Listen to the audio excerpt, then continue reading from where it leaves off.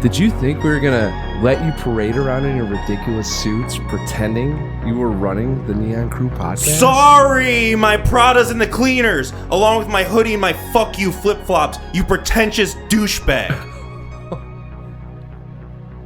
Nice. All right.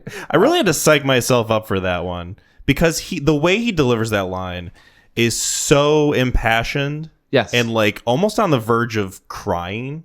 Like, yeah. Andrew Garfield in that scene, I mean, we'll talk about it, but it's one that I always go back and rewatch on YouTube. Like, that one? Constantly. Okay. Like that specific one. Yeah, I could see why. It's such a... Yes, it is rich white boy getting pissed. Like, it almost feels like it shouldn't work. Right. Like, it almost feels like it's one of those hacky things of like, oh, top like acting moments in movies, and then you watch like a compilation with like this weird orchestral music going, and like Al Pacino is crying from Godfather Part 3. Right. And it's like, I don't know, you could almost like isolate that without context and be like, oh, okay, it's just a guy yelling. Like, what's the big deal? Yeah. But it's like, I don't know, man. It builds it up, and it, I think, justifies it, and it makes it stick in your mind. Well, he's been so he'd been so, not want to say checked, but he's very empathetic. So like that anger is probably the most, like, he's angry, but it's not like in it. Tom Hardy gets rageful. It's not a rageful anger. Yeah. Right. You know, it's more of like, I thought we were friends and you just fucking stabbed me in the back. The betrayal. Yes. The sadness. Yeah, because it's really a club that he should be a part of. I know. Right. And you know, this, you could argue that this movie is about the desire to fit in many different ways. Yeah. And we'll talk about it. Hello, everyone. Welcome to episode 118 of the Neon Crew podcast. My name is Kyle. I'm McLean. Hey, let me ask you, Mac. Okay. Guess what movie comes out in, what is it, like a week or so? Okay. Hey. Okay. You know what I'm talking about, right? Yeah. I just had this conversation with a buddy of mine. Okay. How did that conversation go? I was a reporter. Oh. Well, so they're getting the scoop. No, Michael Jackson. More of like 15 TMZ. years after he died. So I got a friend and his wife's a big fan of Michael Jackson. Oh, okay. And I had just heard that from I think maybe non-disclosure agreements and both parties agreeing that if there was any like sort of like cinematic or theatrical portrayal of his life, like there'd be certain things that they couldn't have in a movie. Mm-hmm. And I read somewhere that they did $25 or $50 million worth of reshoots because they tried to incorporate it. Mm-hmm. And so I had just read that, and he was over. We had a baby sprinkle going on because we're very close to kid number 3 in my life. Woo! That's exciting. Yeah. And he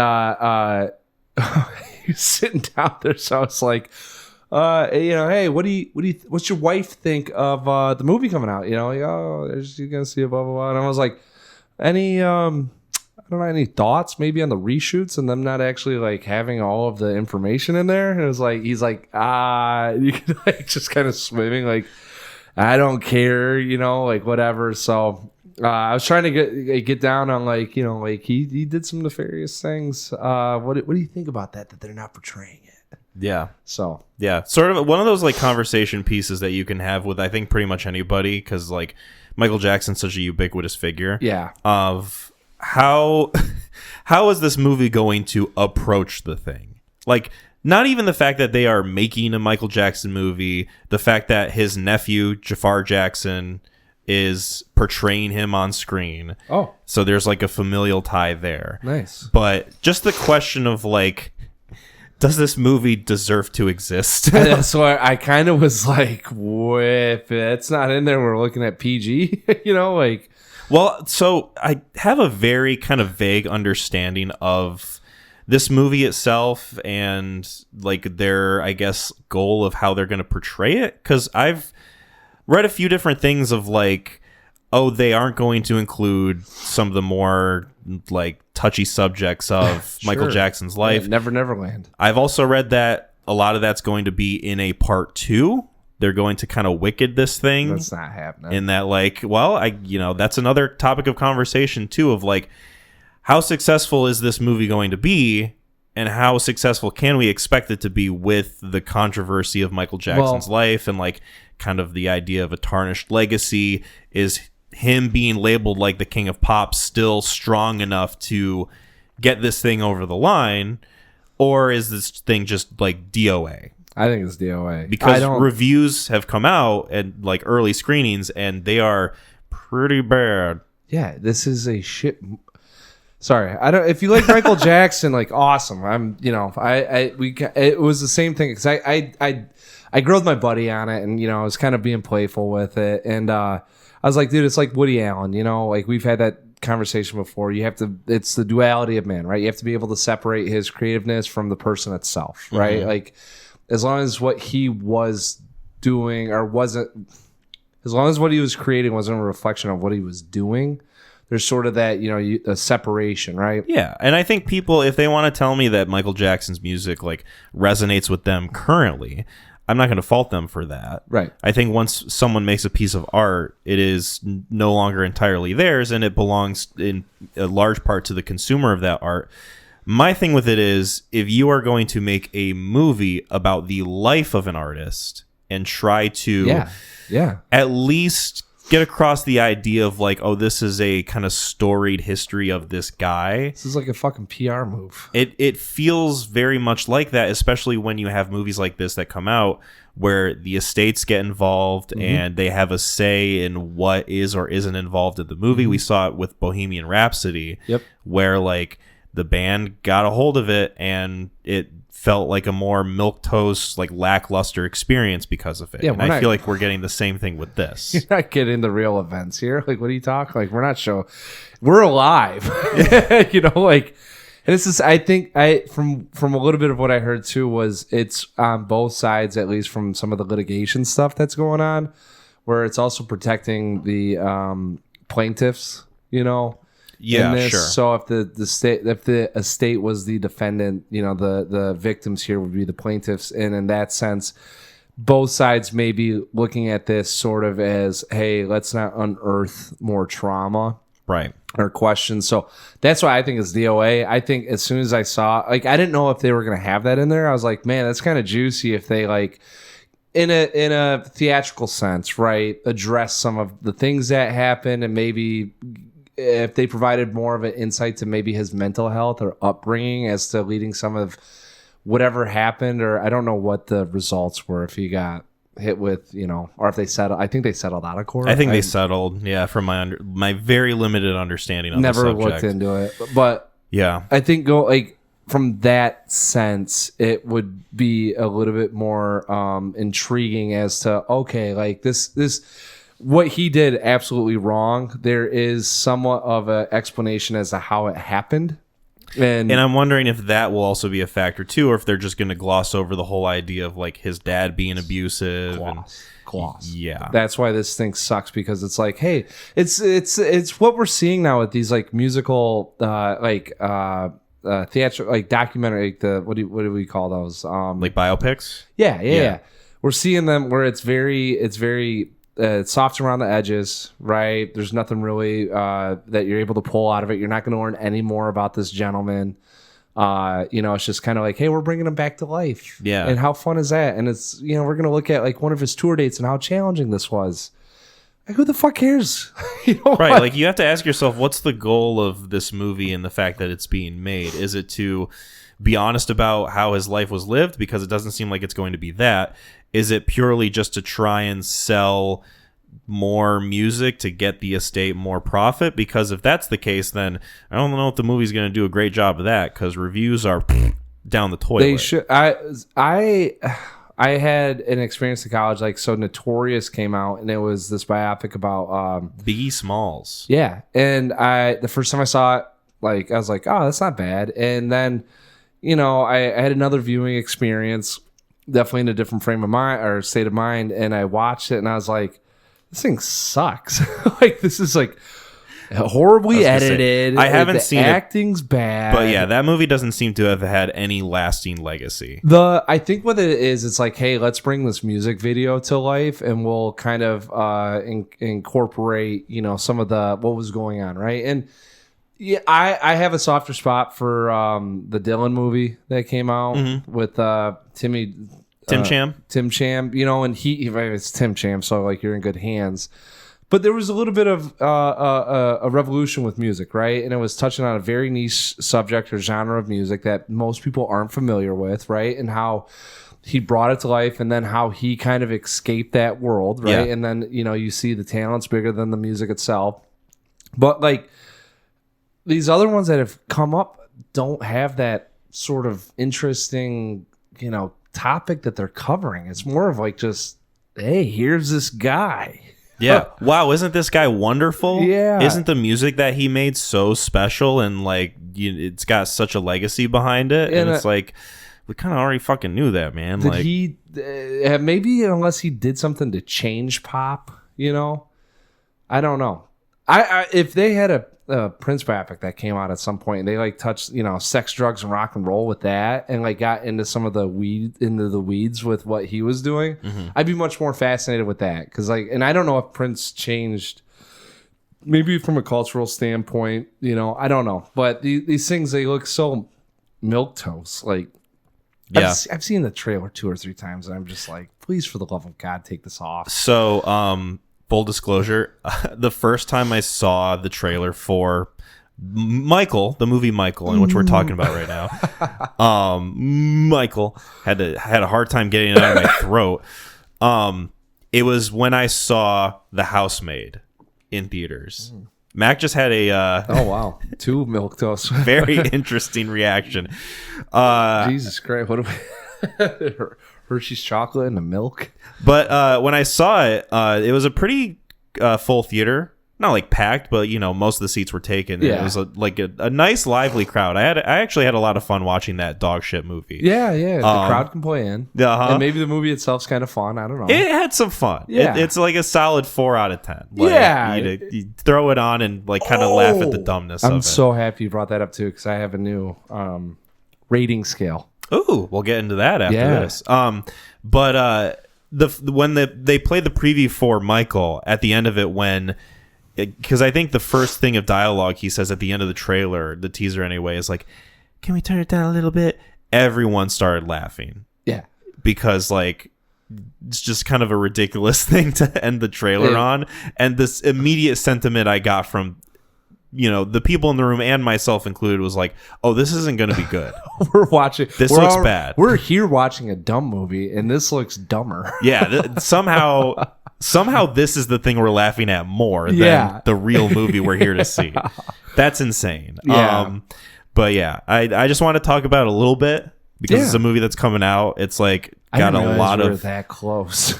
I know, dude. It's like, it's weird how that movie is coming out sooner than the new Hunger Games, which isn't out until like November. Yeah, and you talk about trailers. I'm not a big Hunger Games fan, but like It's kind of intriguing. a little bit. I do Yeah. I do have a feeling like I saw the best moments in the trailer though. Like, we're gonna take our best shots from this thing and put it here. But Yeah. yeah, I was like, man, it just goes to show how far cinema's come. Yeah. I'll go see it, and I have like a bit of a warm spot for that franchise. Like I think the ceiling's kind of low on it so far, but Yeah. the way that they're coming out with these movies, I think, is the best possible way to keep that franchise alive. Yeah. And the idea of like that genre alive just in general. Yep. There's more into it. I never gave it came out, so you had like Divergence coming out, or Maze Runner, and you had Hunger Games. Like, everyone was trying to get hot on the book selling magic that Harry Potter had kind of found, and Twilight had a little success with. Specifically to the like dystopian young adult, like sci-fi element of it. And that got caught in the shit wave, as I like to think about it. So I never watched those films. Right. Easy to kind of just like brush those aside and be like, I'll wait, or no thank you. Yeah. Let's get into this rating scale. So, sports guy Mac over here.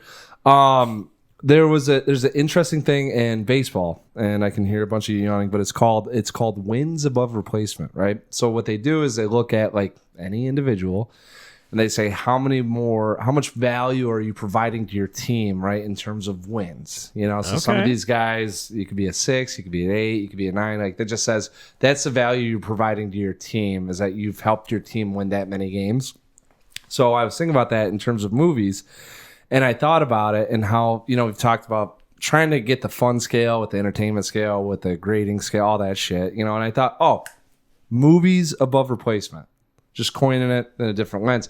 But the way you look at it is how far ahead is this of like another movie that I would watch, right? So one of the I got into a conversation and people were talking about basic movies, you know, like soft around the edges, not a lot of depth into the movie itself. Like I would say a lot of action thrillers probably fall into this lens. You know, these biopics that we've seen, like Bohemian Rhapsody is Yeah. a very basic movie, right? So that'd be a 0, right? There would be other movies I would be choosing over that one to watch. So you get into this movies above replacement, and it's more so of looking like how many movies would I take this one over to watch, you know? Yeah. So the ultimate goal, I don't know what the end up number is. I mean, I've seen probably 1,300 movies, so it's not like it's 0 to that. But I was thinking like my grading scale, I usually get like a 6 is where I start at in terms of like ground zero, Yeah. you know? So trying to tinker with it, trying to figure out what I'd like, you know, but Congo came to mind in Speed 2. Remember when I gave those things like 7 or maybe a 9? That was pretty high. Stand by it. But that's what we're looking at. Those are the movies. Like I would look at 2 other films and probably choose this one over the other 2 that I'm looking at. You know, so that's where we get into this rating scale with movies above replacement. It's more so on where is this thing sitting at on your stack of movies. Yeah. You know, so like if we had it piled up, you know, and you'd be able to look at them, and you're not gonna. It's like, once again, it's not grading from 1 to 1,300, right? You'd probably have a huge compilation that just sits there at 0. Where you're like, there's like a quick formula that you kind of do in your head of like a vague sense of ranking. Yeah. That you sort of like, it's fun to kind of take it into consideration. Right. So like going like if we did like, hey, here's season 1 of True Detective. Well, we'll do movies. Here is, I'm trying to think of one that we just rated recently that I was high on. Freaky Tales? Freaky Tales. There you go. Right. And give me another one. Let me go to our channel history here. E.T. Oh yeah, easy. So Freaky Tales, I'm choosing over E.T. Right. Right. But E.T. I'm choosing over Antichrist. Yeah. But Antichrist might be in the same realm as like Speed 2. Let's say I gave that a 7. So if both those movies were sitting there, that's where you get into your debate of, what one am I watching? But if I had Speed 2 and Freaky Tales sitting there, that's like easy. We're watching Freaky Tales. So that's where you kind of get with this stuff. I'm just trying to think of a fun way to do it. Maybe also factoring in, like, we've been talking a lot about rewatchability too. Yeah. Like kind of factoring into our feelings on a that film. goes into one of the movies we're going to talk about. Right. Actually, both. Definitely both. Yeah. If you've already tipped your hand to me at least. Not on mic though. Yeah. So we'll hold that close to the chest. But yeah, rewatch. That's where. So, and you know, with me, like, you're kind of a little bit more harder, stern on. Oh boy, there it goes. For those who are listening, which is everybody, Piper knocked over a baseball bat in the corner. That's her contribution to the episode. Yeah. I watched it happen. We all did. I was plugged in. I was what do they say in Social Network? Wired in. I was wired in, and I really couldn't do much about it. I just No. had to watch it take place. Like an elaborate Rubes Goldberg just going in effect. Hoping it didn't damage anything, which I don't think it did. No, we're good. So thank you, Piper. Gosh, she's poor. Hey, if you got some shit to say about my movie rating scale, just let me know. Yeah, we have a third mic. We just got to plug it in, Piper. You got to let me know. Well, why are you in? Exactly. Why are you in? We won't call security on you, even though you're throwing stuff around, much like Andrew Garfield. Yeah. Anyway, What are we going into? What's the first one? We go new to old. new to old is usually what we do. So All right. PJM, PGM, PGM. PHM. Project Hail Mary. Yeah. Boy, oh boy, I fell down the stairs getting to that Project Hail Mary full of grace. one. Yes. It should be just Hail Mary full of grace. That was a sick Catholic reference. Yeah, Mac dog. just made for all you Catholic listeners out there. Cool. So I'll submit this. You'll get Social Network. Yep. And we'll just have a rip-roaring good time with it. So yeah, we'll be talking about Project Hail Mary. We're it's kind of like a Sinners sort of case where it almost feels like we're a bit late to the game on this, but we hadn't talked about it yet, and we figured it would be fun to just kind of like pull the trigger on this. And full disclosure, we needed a second movie, and we chose this one. yes. Well, I also know a lot of people who have seen this movie, a lot of people who like this movie, and I think they would be interested to hear what we have to say about it. I'm glad you recommended it because Arv said, hey, let's check this one out because I wasn't sure if I was going to see this. And there was a lot of glowing feedback from it, which made me like, all right, I probably should, but was just not getting the strings pulled on seeing it. So I'm glad that you said, hey, check this out, now I fit in with the zeitgeist of people. So this is a film that is directed by Phil Lord and Christopher Miller. I think if what I read is correct, their first directing, feature since Lego Movie.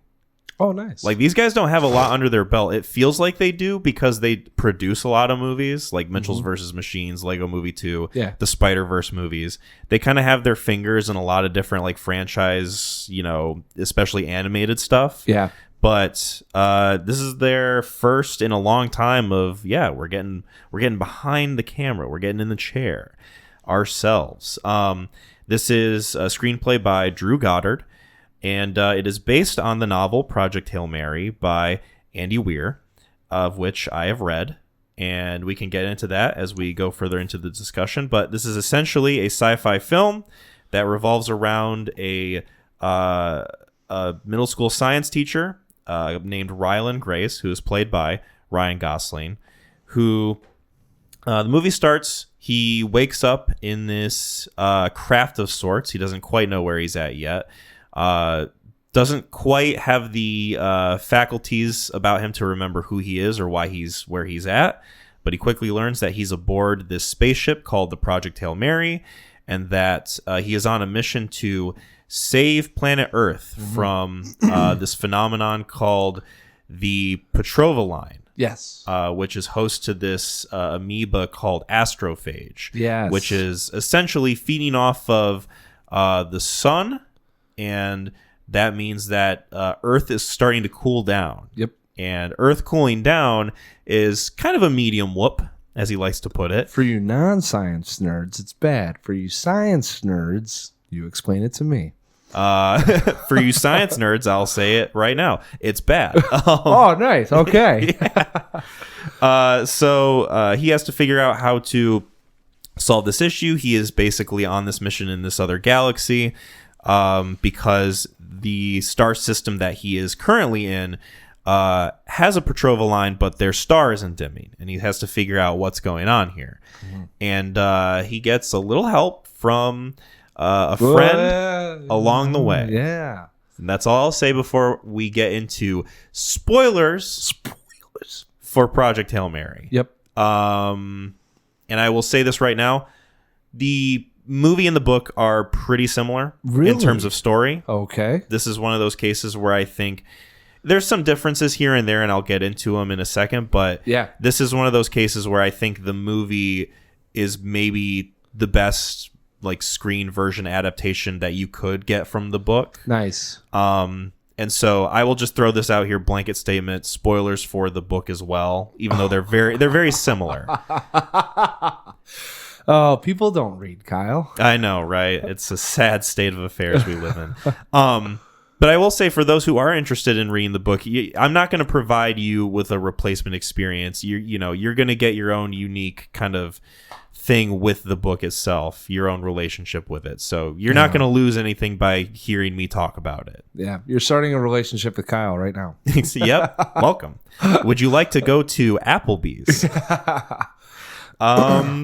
So I've seen this movie 3 times in theaters, 2 times in IMAX, and the first time I saw it, I was supposed to join my friends, and I had the wrong showtime in my head. Okay. And I started getting a text from Gideon. Shout out to Gideon, who does our music. Yeah. Where he was like, "Hey, you good, man?" And I'm like, "Yeah, why?" It's like one of those things where I'm like, "Oh no, did my Facebook get hacked? And did someone post like naked booty pictures of me or something?" Yep. And he just sent like a screenshot of the movie screen. time. Oh. Or I think it might have been the screen itself too, but it also had like the movie time on it, and I'm like, fuck. And so I like tried to do my best to get over there, but after a certain point I was like, fuck, I'll just get a refund on the other time. Yep. I'll see it at like an hour later. And yeah, so the first time I saw this movie, I enjoyed it. I had a good time. I liked the ride of it, but I was not in the proper headspace to like really absorb it and like appreciate it, because I was just kind of mad at like the fact that I was missing out on seeing it with my friends. Yeah. Second time I saw it was in IMAX, was with Megan. We saw it on, that format, and it was very striking, very fun. And then the third time I saw it, I took my buddy Drew. Yeah. And I just wanted to get like kind of his perspective, because he would have been the first person that I would talk to about it who hadn't read the book. Oh. Everybody else, because like it was a part of book club that we read it. Oh, okay. And so, I hadn't met somebody yet who had just that raw movie only lens to view it. Yep. And so I was very curious about his opinion with it. So, I've read the book, or I've listened to the audiobook, I should say, seen this movie a handful of times, and fairly solid relationship I have with my understanding of this movie and how I feel about it. Awesome. So I'm curious about yours. Yeah. So we decided on it, and we had a wedding. So Friday rehearsal dinner, Saturday wedding. Humble brag. Yep. And knew that I was gonna like, all right, I gotta work this in. So planned on going Sunday. I had a good time at the wedding, and woke up Sunday and was like, all right, not as bad as I was expecting. When you get an older age with drinking, it doesn't treat you as kind. So I was happy I was where I was at. I'll treat you kind. Yeah. But wasn't in the like you in the right headspace. So go to see this thing, kind of like packed. Like I'd say 50-60% for a movie that's been out for a month. I was kind of shocked that there was that many asses in the seats. And I was kind of like just dragging a little bit. My body doesn't work the way it used to in terms of dancing, so sore as shit. Uncomfortable in those seats. I had probably stoned high schoolers behind me that were kind of talking in and out throughout the thing. There was a chick behind me who was like the ringleader that like kind of knew when to be quiet, but then like didn't realize she was in a movie, would just start talking kind of loudly or laughing like uncontrollably. Like it was just weird. Yeah. And so like, and I am also with and especially like this film, like it being completely science driven. And a little bit, of relationship building, like, and whimsical and charming, like, kind of like not the greasiness I needed. But I will say, I think halfway through this thing, it hooked me. And I immediately, like, kind of like got a little bit more into actions, sat up in my seat. And then from there, it was very much like, all right, I get the allure of this thing. So that was my experience with it. Nice. And yeah, like, it was. Yeah, it was interesting. Cool.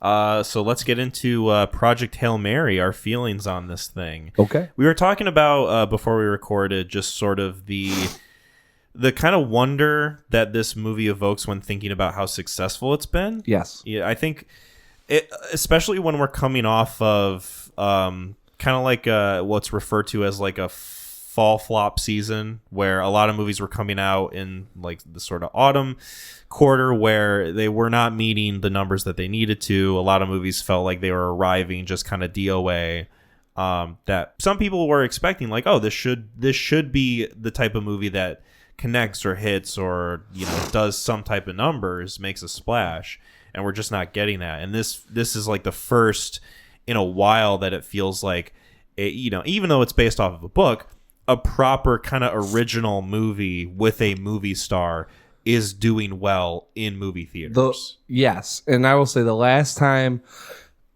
I've had a feeling about a movie like this, not necessarily in terms of enjoyment, but like thoughts about like I don't understand the success this is having was either Endgame or Infinity War. Like both of those kind of had some staying power, and I wasn't a big Marvel guy, so I'm gonna go with Infinity War first because I did catch that after it had been out for like 2 months.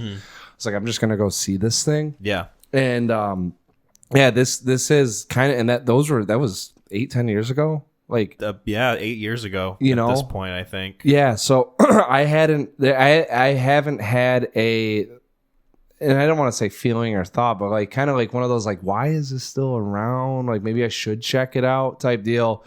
And that's a good amount of time for kind of questioning about a movie, having no experience, know nothing about it, or even drive to go see it. Right, like you're kind of browsing showtimes for like maybe other stuff or like seeing what's coming out, and you're like, Project Hail Mary's still around? Yeah. Like that's, it feels weird. We were talking about how like back in the day you'd get movies that would stick around for like a year sometimes, especially if they did well, like, oh wow, we're in like the fucking 20th week of this film and it's making like 400, domestic or whatever. Yep. And you just don't see that really anymore. And I think we talked about the different factors a little bit, or like we started touching on it. And I think that's something that we can talk about now, where it's like, I think this movie has a bunch of different things going in its favor. One of them being that it's based off of a very popular book, I will say. Okay. Like, author of The Martian, people like that movie, people like that book.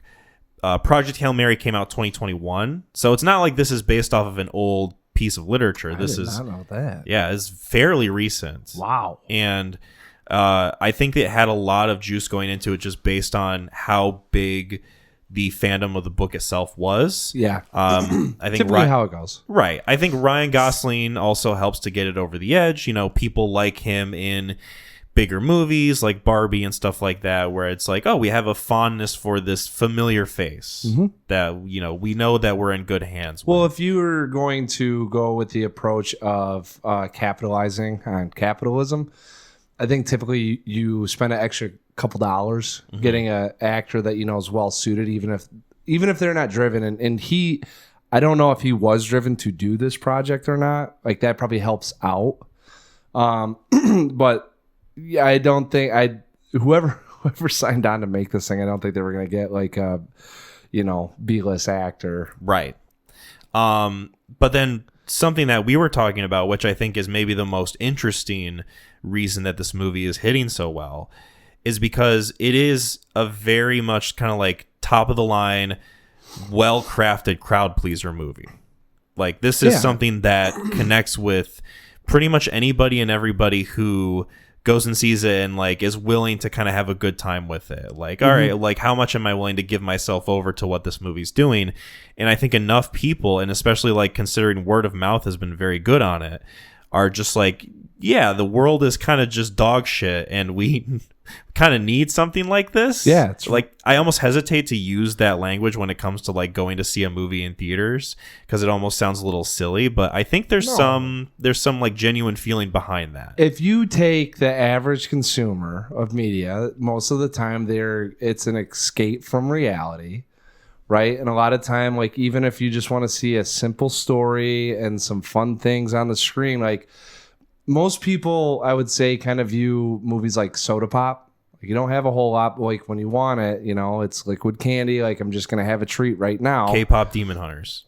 Not quite. And I don't know. So they have a song that's literally called Soda Pop. Yeah. Just throwing that out there. That's a good, come check out the sequel to Project Hail Mary. K-pop Full of Grace. No. Ooh, crossover. But I definitely think that there with some of the tumultuous stuff that's going on right now, being in a war, like we've got a lot of like distrust amongst like our fellow community members. Like you're just walking around, there's just a lot of questioning going on. Like it's a very easy escape. I don't think the movie itself is like too complicated, and then the budding relationship that occurs because it's not of of human origin, right? it's easier to, I think, project on like your fellow man on insert so and so here, you know, and I think a lot of that just plays into why this. I think like we've mentioned, right place, right time with this thing, because it's charismatic, it's whimsical, it's you know, the relationship that's formed feels genuine and wholesome, you know, and there's just an easy relationship. I don't know what word I'm looking for to buy into what's happening. I'm wondering too, and to kind of like tie into the word of mouth and the kind of like sentiment that people are feeling about the state of the world. I wonder too if part of it is just like people want to have something good to talk about, because I feel like so much of like just conversation in general now is about like how much of a piece of shit Donald Trump is, or like, you know, what the fuck they're doing in Russia and Ukraine and fucking Israel, and like, you know, just topics that easily bum me out and bum a lot of people out, that people are probably thinking to themselves like, oh, something good that I can encourage other people to go see, and we can talk about something nice. Well, and being able to hop in very easily with it too. Like, I think it's science driven, but this isn't to the sense that it's going to overwhelm you. No, you know, like it's very easy, and it's, you know, like if you're a kid, dude, like you think about going on a spaceship, right? And you're traveling the galaxy, and here it is, you know, put in face, and like a clean looking movie too. Like you don't ever really question like how they do that, where are they at, why does it look like that, you know, like it's very easy to get behind. So yeah, I think it's just, I truthfully think it's just a nice escape for 2.5 hours, and it really makes you feel warm and fuzzy the whole time you're on the ride. Yeah. You know, there's nothing that really challenges your mental state while watching this. There are some like upsetting, and not like in term, more so sadness or potential sadness, but like, yeah, you know, sadness that stems from just kind of like an innate human experience of like relationships and just kind of like sense of loneliness.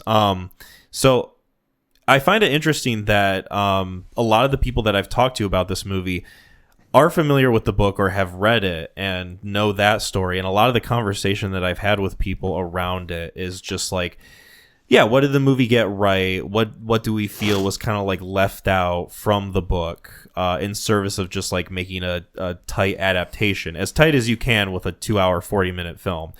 And so my question to you is, watching this movie, was there anything that was kind of like lost on you that you sort of chalked up to as like, oh, this must be a book thing that I don't get, or like this must be something that they had to gloss over for the sake of making a movie? No, none of that. No, I didn't. No. Very interesting. And I say interesting not in the sense of like, oh, you should have picked up on that stuff. Just like, because I'm very much like of the headspace of, I'm so familiar with the book that like it's impossible for me to separate it at this point. Oh, so I did the same thing. I read Oppenheimer, and then I rewatched Oppenheimer, and how many pieces you can get connected from the book to the movie.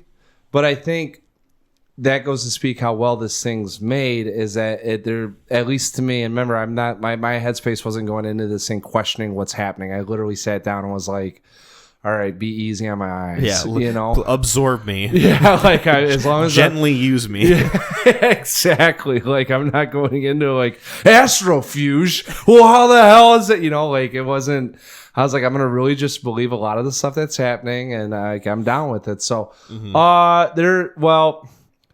now in terms of like literalness, yeah, like the Rocky and all his stuff on moving around in the ship and being able to do stuff, or how they get connected, or being like some of the, but I none of it that would have been like hey, they probably explained this in the book that I didn't catch up on, but like if there are things, I mean, if you bring it up, I might go like, oh yeah, you know, I didn't think about that, but and I'll be sure to bring it up at some point in this discussion, but I want to kind of get into like the film itself and what works about it. And I mean, for me, the core of like what they got right, that I think was the most important thing for them to focus on when making this adaptation, is the relationship between Grace and Rocky. Yeah, like to me that was like, if they kind of gloss over other stuff, or if like things aren't as touched on in this movie, the thing that they need to make sure to get right is that relationship. And I think that they absolutely nailed it. Yeah. Because each time I've watched this movie, like all 3 times, I get so emotionally invested in their connection, their friendship, like when something bad happens to one or the other, especially Rocky. Yeah. And I don't know if it's just like simple kind of like movie tricks of like, we're going to have him be like a cute little rock guy and he's going to make cute little noises when he's in distress, or, you know, whatever. He's going to be rolling around in a ball. He's like a hamster. It felt so much. It works for me. Yeah. It felt so much like a Dinkelhoff at first. It's very much a Dinkelhoff, but like a purposeful Dinkelhoff. Well, the difference between that, to me, those, when you have a Dinkelhoff, or as we like to say, there's some like jarring, you know, so like within the movie itself, the plot, you have something in there to ease the tension. Insert the Dinkelhoff, something that's warm, cuddly, fuzzy, and comedic relief. We'll whatever. offer levity and like moments of seriousness. Yeah, like we'll make sure that you're not as stressed watching this thing. So like seeing it, I was like, all right. And then they get into the so this is where I bumped up against it, quite honestly. They get into the fucking, like, this rock thing's like a genius, and I was like, awesome, like, here we go. And then I'm like, they're making this his puppy. I was kind of annoyed that we lost sight of how smart this rock being was supposed to be. That was about it. That was literally the only qualm I had, is like, we've set this thing up, it's a genius on its planet, yet we're not connecting it. But and he does say it's an engineer and it does create stuff, but like, that was the only elbow I rubbed. Maybe like two different flavors that weren't quite mixing for you. I just didn't want to have it like, hey, I just found a puppy. You know, I was really about the respected colleagues approach, and that's what they were going for. And then it turned a lot into like, I'll be your caretaker. You know, and it, to me, and it's funny that I'm arguing for a fucking rock, but I was like, I wanted to have that thing be just a little bit more distinguished with what was going on, or maybe subtle reminders that like it was like just as smart as Rylan, or even smarter, you know.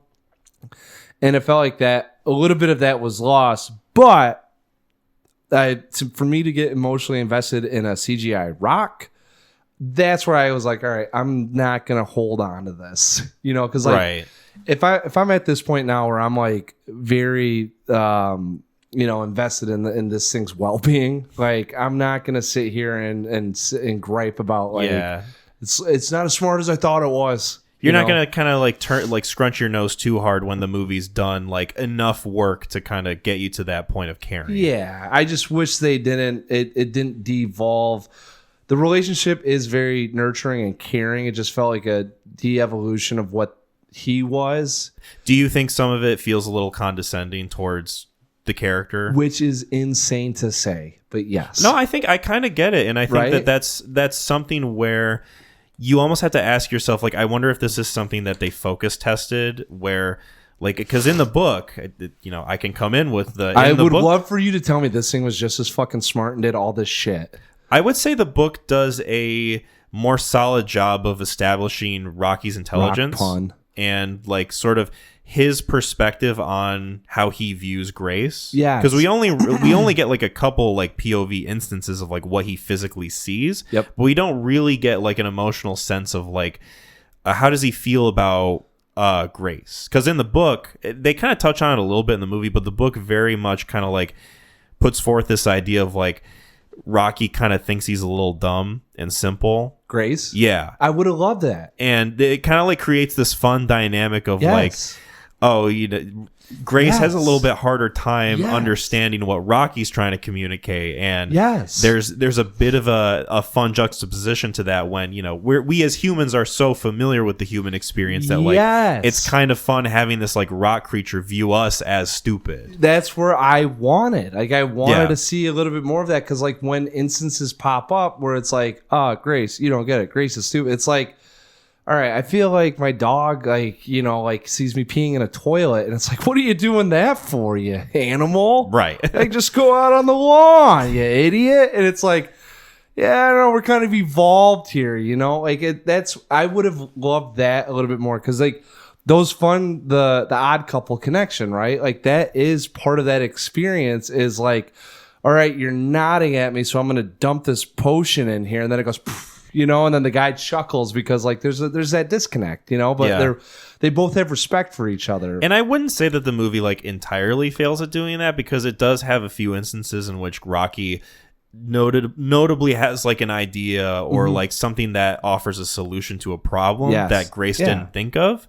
But in order to like, I guess, establish a connection with the audience, it felt like they had to make him a little bit more, like you were saying, like a puppy or like something sensible. Like it's a little bit like, hey, don't forget, like we're still kind of the alpha in this chain, like Rocky feels like he's the thing that needs to be protected more. Yes, and it's the same. Like, so I would put it in the lens of like let's say you're a detective, right, and you got your canine, the canine, and it's like like, oh, where would he have planted these drugs? I don't know. And then the dog's like, "Rrr, rrr, rrr," and it's like, no, come over here, Charlie. Like it's not over there. "Rrr, rrr," and it's like, well, wait a second, and then you do your own, and then he's like, holy shit, like, look at you, Charlie, like, you're so damn smart, and then, like, at the end of the movie, there's a shootout, and he, like, grabs the detective collar, and he's pulling him to safety, and there's bullets whizzing around, and it just feels like, oh, I'm going to protect my protector now, as opposed to, like,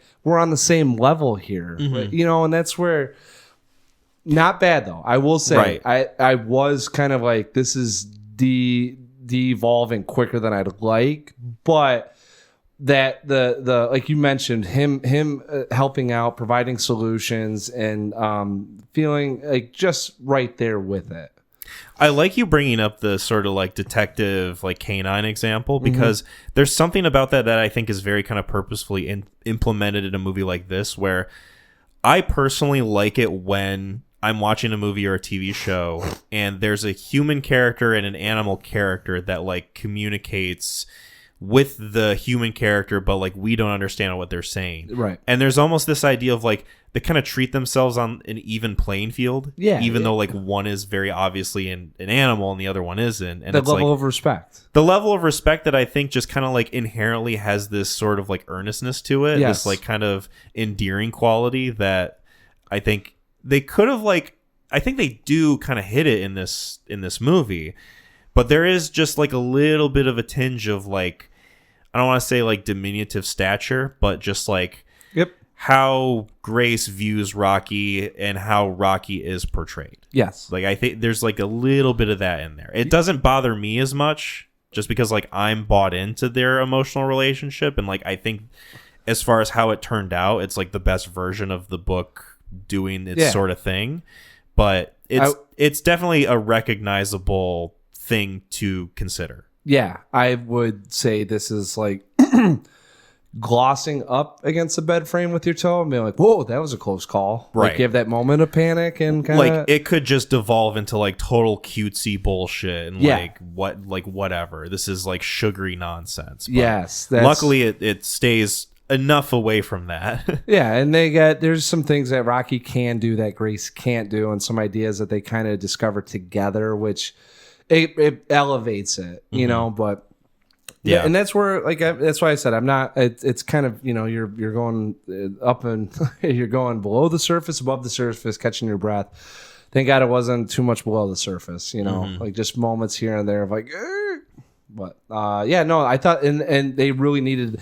Like you mentioned, they have to get that relationship correct. Like that is why people, I think, are also going back to see this thing, is because of that relationship and the wholesomeness and the earnestness, genuineness of how that relationship feels. Right? It never feels like Gosling's ever taking advantage of him. I mean, it is completely 100% like what do you say, self-serving or it's a very simpatico situation. When you kind of like, hey, like we don't have to get into the ending of all this, but like mutually beneficial. Yeah. Well, you get married and it's like, hey, you have all of my heart. Like I will do whatever I can for you. Right. Like I'm not in my own self-interest going to make decisions to protect myself. Like you are an entity. Like I will do things to protect you now. And that's a huge step.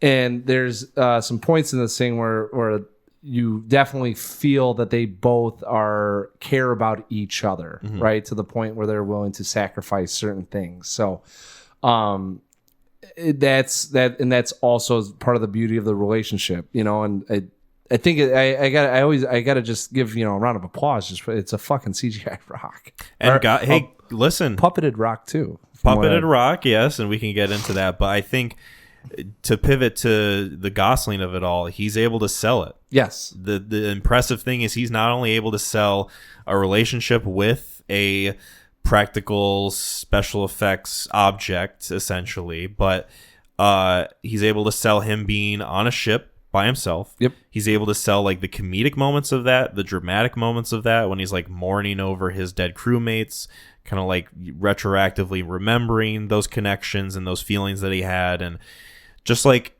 establishing this character in such a unique way that I have a hard time picturing anybody else portraying. Agreed. Like, I think this movie without Gosling suffers a little bit. We always do the math on that. Like, it's, if a guy knocks it out of the park, it's always hard to implant someone else, and I agree. Like, he nailed it. And there's his character, while the motivation behind some of his things and what he's doing, not questionable, but that's not the driving force. He feels like a human being.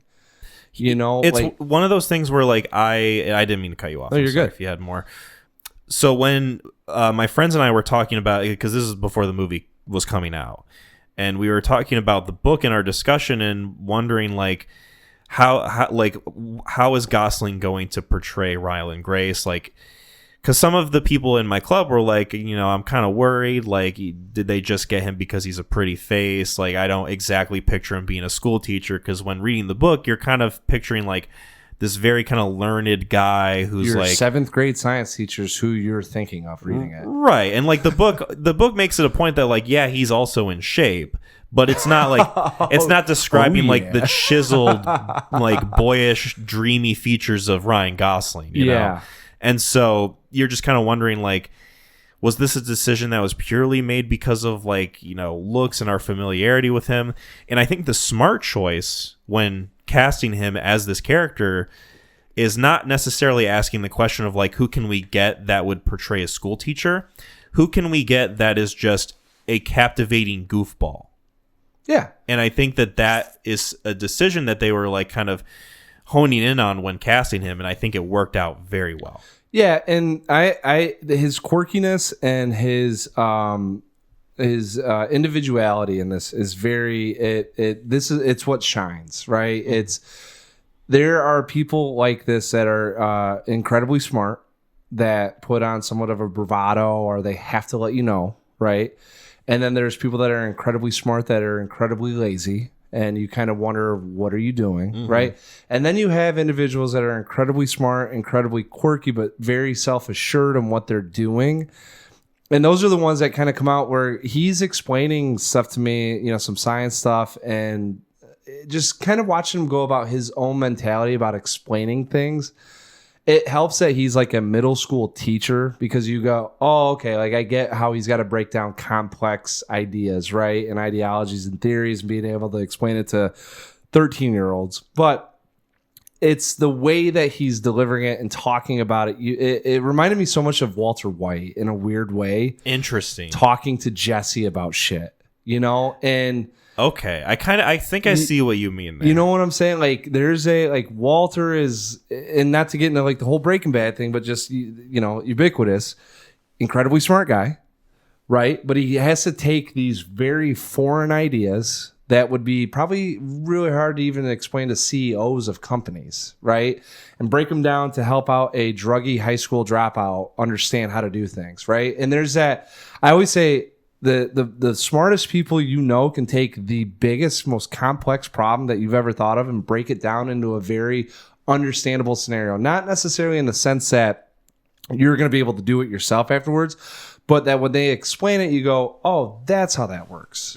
And I loved Gosling's performance in this, because I felt so much that he knew exactly what he was doing at all times. His quirkiness and individuality, and just how he carried himself throughout this, really made him feel like Ryland Grace. It wasn't like a typecast or a tropey person, right? I mean, he feels like his own character. And I think it's really that humanistic element of him where he's kind of just remembering his dead comrades, but like he is mourning and he's very sympathetic or empathetic with the situation. And he doesn't necessarily even know these people, but he knows that they're dead, right? And that they had families and they had connections and that they're on the super important mission and that he was somehow involved with them. And he's even questioning why he's there, you know? So like it was great. Like he knocked it out of the park. I think a big part of why his character resonates so much too is that there is just like an unabashed honesty to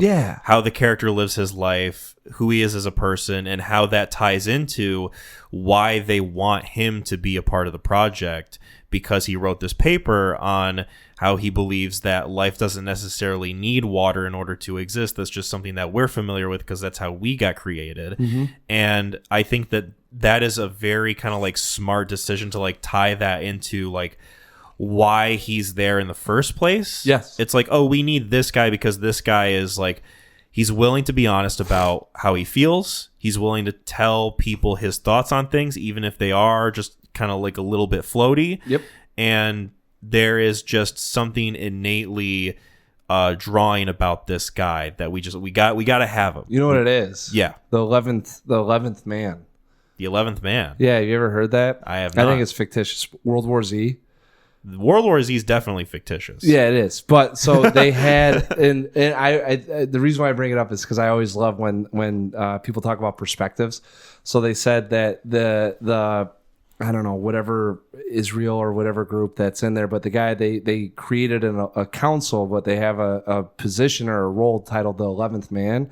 So if there's uniformity across the decision, the 11th man comes in to poke holes in why it's not correct or why they shouldn't do it, right? Or to provide a different perspective of this is what could happen. And if we're all in agreement with this happening, we have to be afraid of the outcome happening here, right? And he brings up examples like the genocide in World War II, Rwanda, them getting that, whatever happens, right? He lifts off a couple of historical events, but in this, Gosling feels like the 11th man, right? Mm-hmm. And it's not necessarily his role in all of it, but he was sought out because he's challenged common thought, right? And he's the only one to put his name to paper. Yep. So, and that perspective obviously like helps the progression of their discoveries and like what they need to do and like how the mission unfolds. Yeah. I mean, also to the point of his own detriment where after something happens, he is forced onto the mission himself. You're the only one that can do this. I love that he doesn't, it doesn't feel he kind of has an arc going, you know, but them to hit it right at the very end like that, I was like, I love how they're closing this thing. So we the reward that you feel for a decision that's made, you know, it feels, and that's where I think really hooks people in, is it feels honest, earnest, and truly genuine of what he would do given the scenario. Yeah, and I mean that's how it is in the book as well. Oh, really? Yeah. But it is very effectively kind of like putting you in that position of like, I mean, you'd probably fucking do the same thing. Like, you don't want to die. You don't want to get sent out into space. Like, oh, everyone, yeah. With these people that you barely know, that you know you're going to die. It's like you might not even fucking find anything. So Sandra Hüller's in this thing. She does a great job. Yes, and we would be remiss not to mention her. It's at the end, but she starts talking like you're going to die anyways. You're just picking your fate, you know? And it's one of those things where it's like, well, I want to live for those 11 minutes, you know? Like, it's FOMO, but, you know, it's, yeah, like, I was sitting there watching, I'm like, boy, I don't know what route I'm going, because, you know, it's that, well, something could happen versus the known of this is the finality of it. Mm-hmm. You know, and that, I think it's incredibly challenging, and, you know, and then some more shit happens, and you're like, oh. Well, it's interesting that you brought up the, like, Walter White parallel, because there is another parallel that you could kind of look at this and be like, the way that Ryland Grace has lived his life is sort of like in this sort of lane of safety, you know, after he publishes his paper and it, you know, kind of creates negative waves in the science community. He's like, well, I'll just work with middle school kids as a science teacher. Wow. And I will, Instead of Breaking Bad, it's Breaking Good. Breaking Good. This is Breaking Good. What if this guy was like, what if Walter White did this instead? Instead of meth, he makes lemonade. Yeah, it's just like the best tasting lemonade. Finds Astrofuge and just, that's interesting too. And both of them are smart enough to realize when the finalities hit.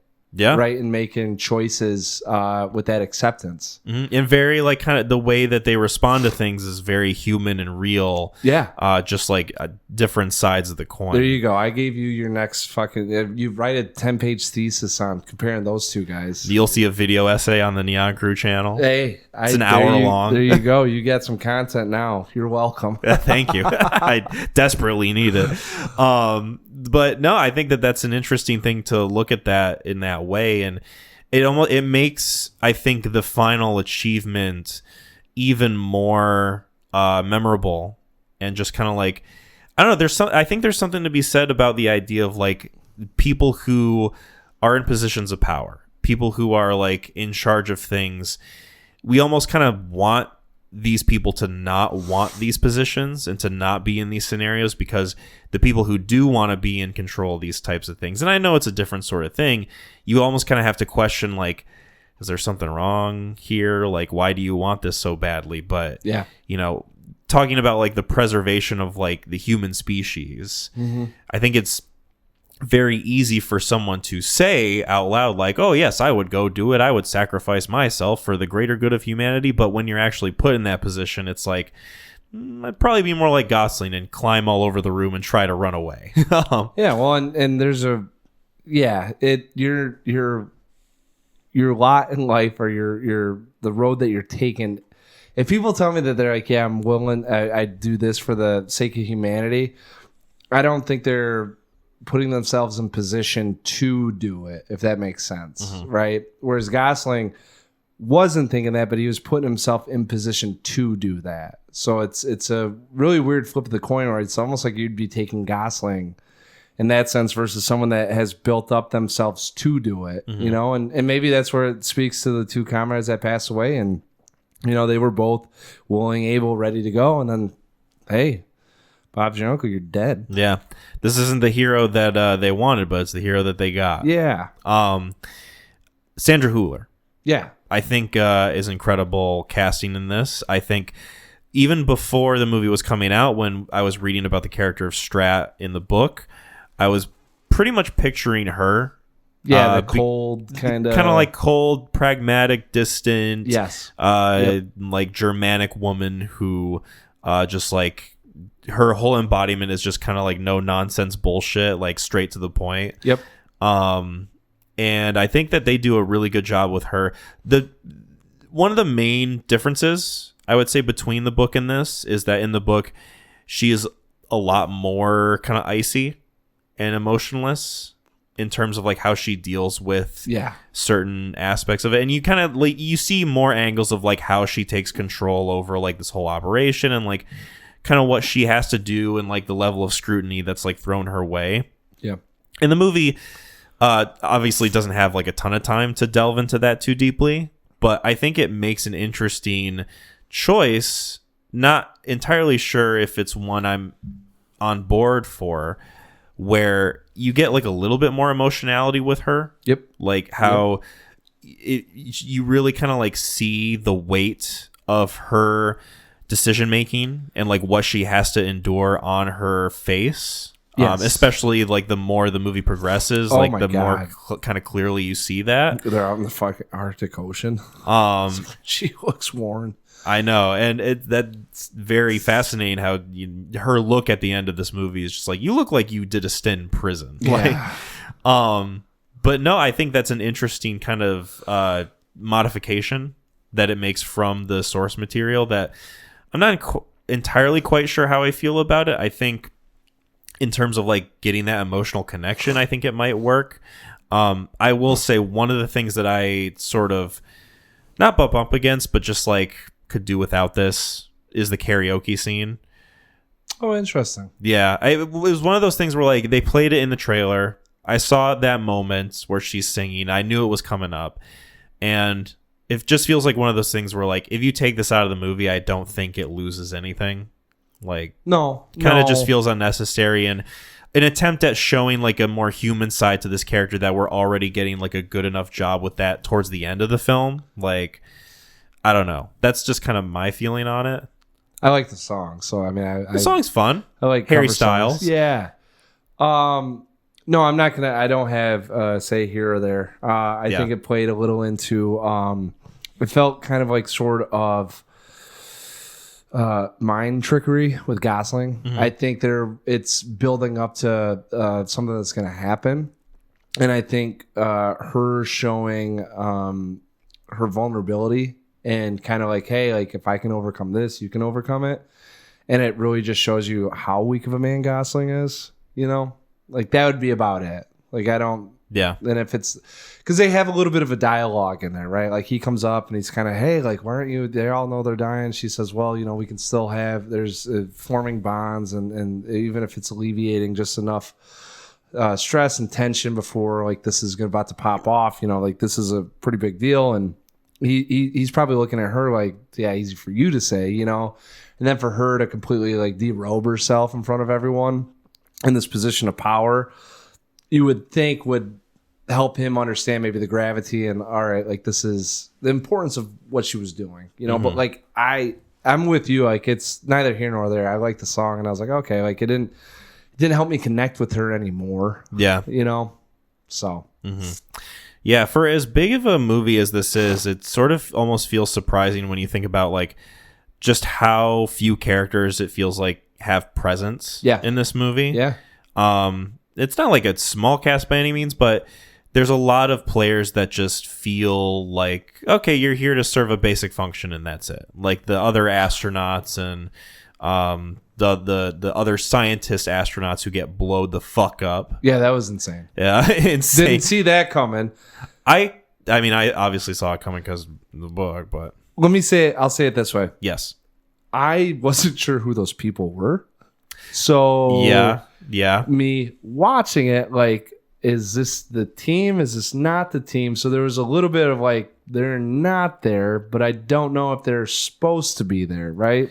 And that's another kind of issue that I have is that because the story is already so jam-packed with other stuff Yeah. that like some of the sacrifices that this adaptation makes are with those characters. Yep. Specifically the like Russian astronaut and the Chinese space commander. Yep. And they have like one quip where they talk about how they're going to like off themselves when the mission's all said and done. That's a whole thing in the book that's like kind of interesting, and they sort of like dig into that a little bit more. Yeah. They like go into like the unique ways in which they would end their lives and like how that kind of reflects their characters. Oh, that's what you find the most interesting. I mean, with those characters specifically, it's like the most that's offered up in terms of like perspective on them. Whereas the movie really doesn't give you much at all. I think because you're so much in the perspective of Ryan Gosling's character that like our own experience with it is pretty limited. Even though the book itself is also in first person, so like you're not getting as much of a wider parameter anyway. Well, I think me personally, like just gone through the experience, is that they were protecting your emotional, what do you call that? Emotional scales of balance, right? And like, hey, we're putting it all in Gosling in the Rocky. Yeah. And if we start attaching some other characters in here, it's going to dilute the other stuff. With a heavy, like, hey, we're going to talk about how we're going to kill ourselves and the beauty in that we're accepting our fate and we can determine our fate and that we're saving. Like, I think if they had gone any deeper and showed families and them hanging out, everyone was like, fuck. Yeah. You know, like, but the fact that we don't really know them, I think it makes it a lot easier as Gosling's kind of given his performance and seeing what he's doing and his reaction to it, that we understand that there's a gravity there, but not necessarily to the extent that we should be feeling it as audience members. That'd be about it. But, you know, I didn't read the book, and I don't know if they played a huge role in it or not, but. Can we talk about some of the technical stuff? Sure. Because I feel like it'd be regrettable not to with a movie like this. Looks fucking incredible, man. Seeing this in IMAX, I can testify, is one of those things where like I'm glad I saw this in IMAX. Oh like, yeah. This specifically, my favorite scene visually is when he's outside the ship and they're looking at Adrian. Yep. The planet that they're going to get the samples from. Yep. Which is in itself already a gorgeous view. Yeah, it would look great in like normal cinema. And then it kind of transitions into almost what feels like a sort of like notion of fantasy from Ryland's perspective. 2001: A Space Odyssey. Yeah, where it like kind of gets into this very like red crystalline visual. He did he was looking at it. He was looking through the lens of oh my god, kind of like with the like what he did with the test experiment. In the box. Petrova line. Yeah, he was seeing the Petrova line. Mm-hmm. Yeah, I don't remember what I thought he put on a device that would help him. He might have, but it almost also kind of works as like almost fantastical whimsy. Yeah. The whole movie's fantastical whimsy. What are we talking about? Yeah, you're very true about that.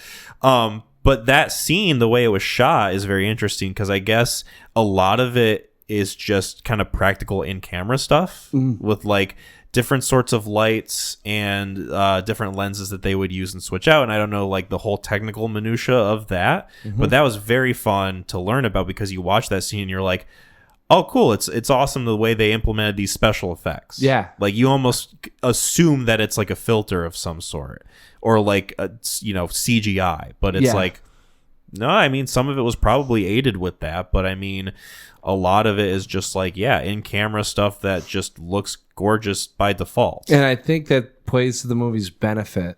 100%. Right. Like there's a lot of stunning features with this thing. And because you can't really differentiate between the CGI and the practical effects or what they're doing with the camera, apparently, like I think that really helps out with the viewing experience. And I feel like with a lot of space movies that you get, even with something like Interstellar, you get kind of like this colder, sort of like distant feel with it.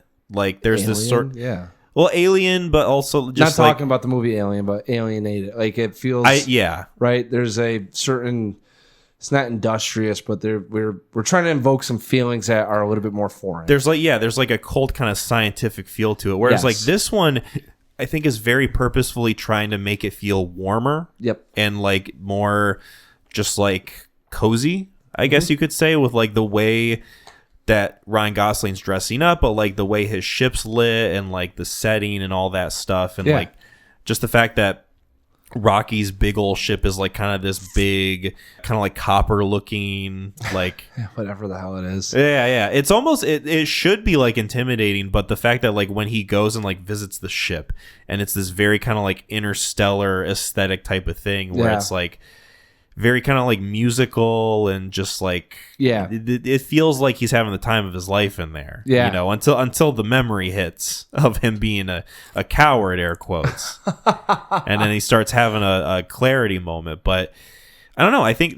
the aesthetics of this movie are very much in line with like the goal of what it's trying to do narratively. It just like connect you emotionally with this relationship, bring these like warm feelings, and introducing like these stakes that are like manageable, but you're not gonna like stress out too much over them. Yep. And you're gonna have a fun ass time. Yeah, and the stakes are high.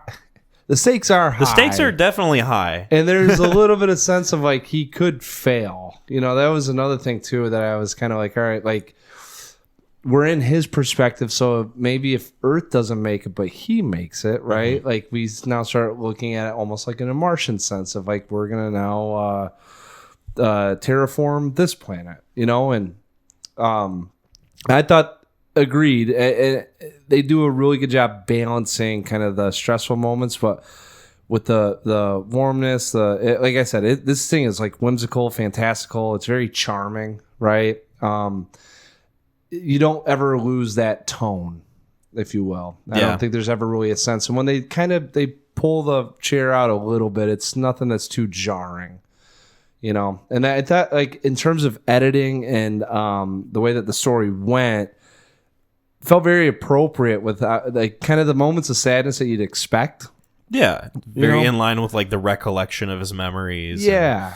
And, how did you feel about the ending? I didn't have a problem with it. There was kind of like a I don't know. It's a little bittersweet, I think. Bittersweet? Yeah, because I mean he didn't get to go home like when he wanted to. But Okay. Did he make it like, hey, like, when do you want to build your ship again? Like, I thought they alluded to him like, hey, like, we can get you off this planet whenever you want. So that's almost the biggest difference, I would say, between the book and the movie. The book makes it very clear that he has almost no interest and no possible way to get back to Earth. Right. Like, he just kind of has to take it on faith that, like, everything went okay over there after he, like, sent back the samples. Yep. And the movie is kind of introducing this almost kind of what feels like a safety net. Yes. Of like, for the, not just the character, but for the audience. Yes. Of like, he could stay on this planet forever if he wants, but there's always the option to go back home. Okay, so that did happen. That's what I'm saying. I was kind of indifferent. I would have liked it if they would have played it one way or another. Like, I would have loved it if they would, if he's walking with Rocky and he just heavy sigh and Rocky looks at me. He's like, hey, we still have a couple years together, but like, we got to get you back, you know. Or it's the inverse of him doing it and being like, never have a steak again, huh? And Rocky's like, well, you got us, you know. Like, give me. Don't teeter along both lines of like he's got a choice in this, you know. Like, let's have some finality with, hey, I made this decision, you know, and either like we're kicking you off the fucking planet or you're here forever. Yeah. Not like well, hey, rent free, pal. Whenever you want to go back, you just let us know. We love having you, you know. Like, Yeah. it would have been like it would have been nice just to have a little bit more of like It's kind of the movie having its cake and eating it too. yeah, because he makes a very impactful decision, right? And I would have been fine if they just would have curled up and like froze over, you know, like that. I would have been bawling, but would have been like, hey, we got something here, and then it kind of keeps going, and then we get to the thing of like, hey, you can go back, and it's like, oh, cool, okay, like I guess this whole thing was just kind of like a fun little exercise, and you know, he saved Earth, and now he's just gonna hang out until he wants to leave. Like, it just feels, yeah, I don't know. I it would have made that decision a lot more impactful as opposed to like, hey, we did it, and I get to make it back. How awesome is that? You know, like, Yeah. I get that feeling 100%. Was there anything else we wanted to talk about with Project Hail Mary that we haven't touched on? I think we did a pretty good job of covering it. yeah. I don't have any. No, that was great. Yeah. Cool. You want to go first? Sure. Yeah. I'm pretty sure I already rated this thing. Once again, I don't know. Movies above replacement. We'll get there. It's in beta right now. Yeah, we're trying to figure out how I stack up these things against each other. But aesthetically pleasing. Gosling delivers a performance that is very memorable. I mean, I think I'm going to remember this character and just liking this guy. You know, it's hard to kind of rub up against this thing on what it's going for. It felt fairly safe.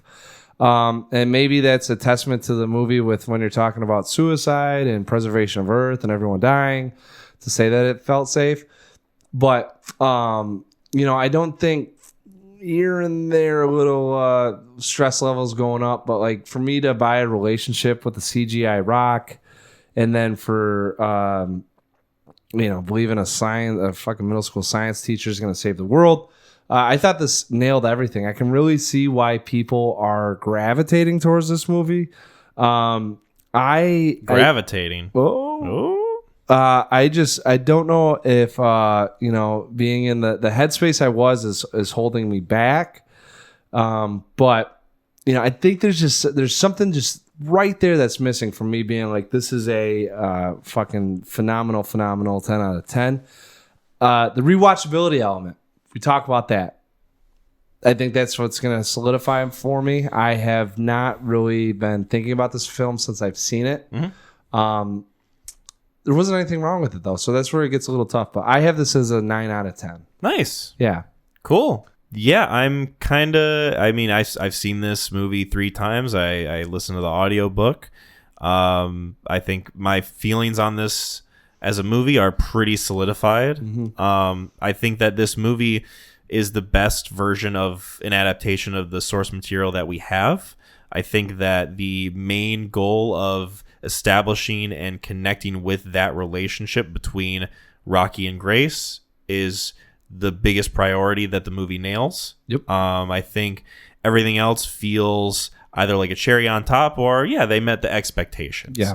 And for me, this is a very solid 8 out of 10. Nice. Seeing this in IMAX was a great visual experience. One thing I didn't touch on that I'll quickly kind of like go over is even with the book, the ending almost felt like a little too much in terms of like the pacing of it. Like, it felt a little bit long in the tooth for me, and it translates fully to the movie. Oh yeah, this thing is like there's 3 different times you think it's about to go. Yeah, and like the last time, it's like, all right, I'm ready for this to be done. Not that I'm having a bad time, just like, yeah, all right, shit or get off the pot, you know? I am like, this to me is like an elevated, really good kids movie, Yeah. right? Like Your son would probably like this. Oh my god! Like I think that show this to him or even a middle school class if you're talking about the light spectrum and just be like, hey, like we're just gonna see something that bullshits it, but A science field trip. yeah, some of it's true, you know. Yeah, like that's why I think it's really hard. That's why it's probably so high and everyone's seeing it. There's the flaws are minimal. Maybe they feel a little pronounced, but nothing that I think people like you can have an argument against. You know, old man sitting on a bench feeding birds picture. Like you're just not gonna. What are you gonna do? How are you gonna complain about it? You're not gonna get hung up too much to the point where, like, if someone's talking about the movie, you feel like you need to interject and be like, "Actually, I think this part." Blah blah. Blah. Yeah. Like, come on, what are we doing here? Yeah. Cool. Awesome. Speaking of awesome, you know what's awesome for everybody in society right now? Social media. And you know a big part of what's responsible for that? Facebook. You know what movie touches on the founding of Facebook? The Social Network. The Social Network. Your recommendation for this episode. Yes. Oh man. All right. The Social Network. 2010 PG-13 film, which had to do a lot of things to get it to that level. Directed by David Fincher, written by Aaron Sorkin, based on the book Accidental Billionaires by Ben Mesrich. Starring Jesse Eisenberg as Mark Zuckerberg, Andrew Garfield as Eduardo Severin, Rooney Mara plays Eric Albright. Where are the Winklevosses, played by Armie Hammer and Josh Pence? I wish Rooney Mara would accept my friend request. Oh my god! And I forgot they do Topcast, but they go in chronological order when they appear on camera. I'm trying to see if there's any. Rashida Jones is in this play. You going Marilyn off of IMDb? Delpy and Max Minghella as Divya Narendra. Let's see if there's any. I can't remember if there's anyone else. Dakota Johnson in this as Floozy and Paula Alto. Damn. And Justin Timberlake, of course. How can we forget? As the infamous Napster. I was gonna say there's one big one that you're not that you haven't gotten to yet. Yeah, he's kind of like a whatever thing. Actually, it's funny though, because like when this came out, he was like the Justin Timberlake's in this thing. He plays fucking Napster. Isn't that sick? Because Napster was like huge for when I was in middle school, and you know. Mm-hmm. And then it went away because they got the shit suit out of him. And Justin Timberlake was big when I was in high school. Yeah. So a lot of crossover culturally. So this film, it starts out, we get some fast-paced dialogue going between a guy and a girl, and we find out it's Mark Zuckerberg and Erica Albright, and they're kind of, you know, he's trying to fit in. He wants to be the top of his class. He wants to be in the cool kids clubs. He wants to be able to have a connection somewhere, and whether it is being force-fed to him or just being part of the group, right? And they have some differences, and they end up breaking up. So he kind of goes on a tangent, goes home, blogs about it, says some nasty things online. And as you know, if you write it on the internet, it's not written in pencil, it's written in ink. And you know, gets hammered and says, hey, like, we're gonna start rating the hotness of all these gals. We're just gonna compare them. So Eduardo walks in. He says, hey, Eduardo, give me that algorithm. They figure it out.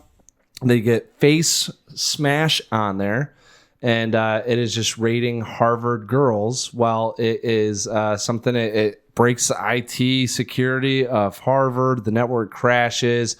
Mark realizes he kind of has something on his plate now, and then insert the Winklevosses, who are coming up with their own idea for connecting Harvard students, right? And prior to this, Mark had developed a couple things for coursework, finding the courses with your buddies and all this stuff. So being able to connect with people over the internet, nothing too sophisticated. So the Winklevosses say, hey, why don't we get all these Harvard students to figure out who's who, right? We can get laid.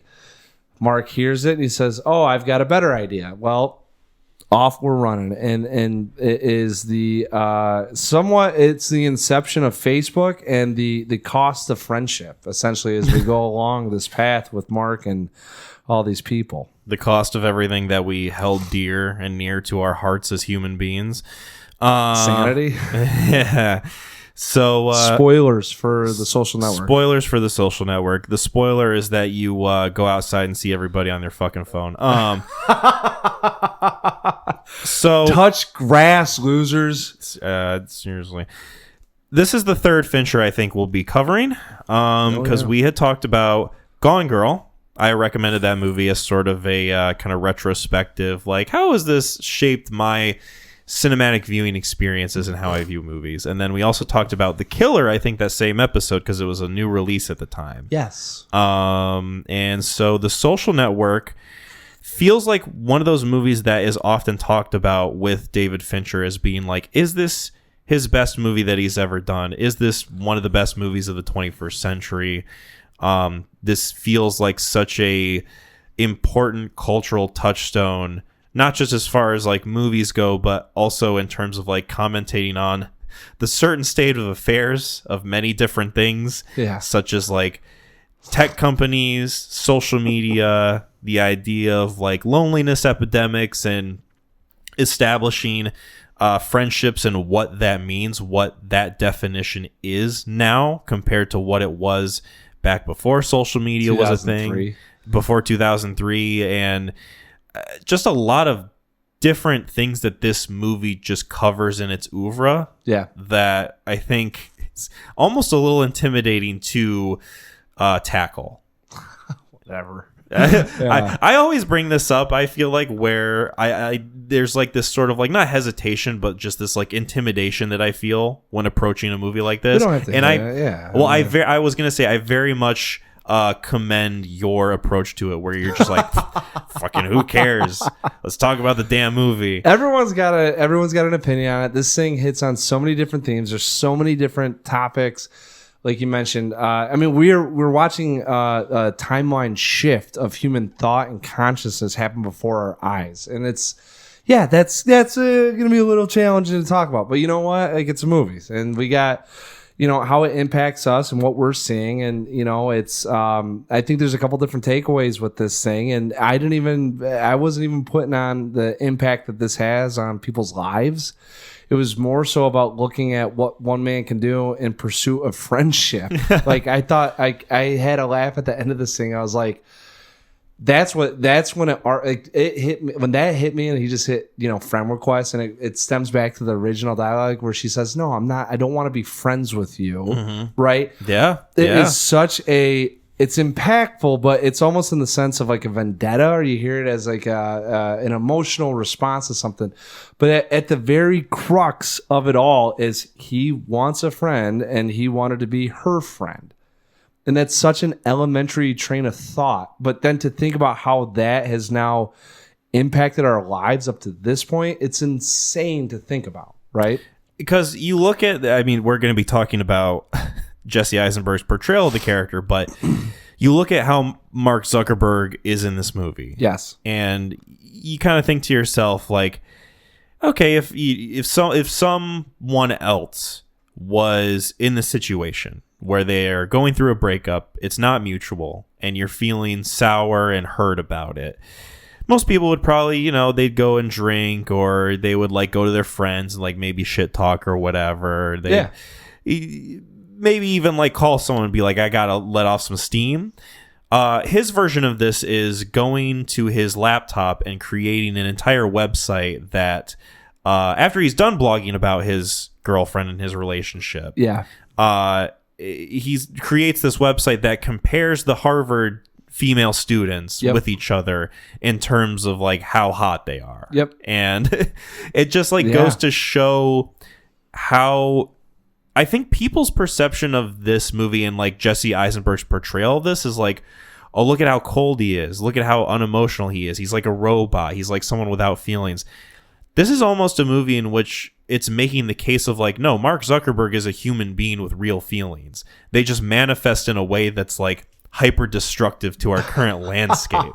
Yeah, I guess. You know? And we were talking about how ultimately this is a movie about like friendship and loneliness and like what that means. And it's very telling that the opening of this is his conversation with Eric Albright, his kind of like fast talking nature, sort of like spinning in circles, at least like in her head of like, I can't keep up with this guy. This guy's like indiscernible. And he's also like going about it in a way that's just like off-putting. I don't want any more of this. Yep. And then she breaks up with him. And it's very telling that when he walks back to his dorm, you see as he's walking alone, a bunch of people in groups gathered together, talking, like walking together, like couples going by.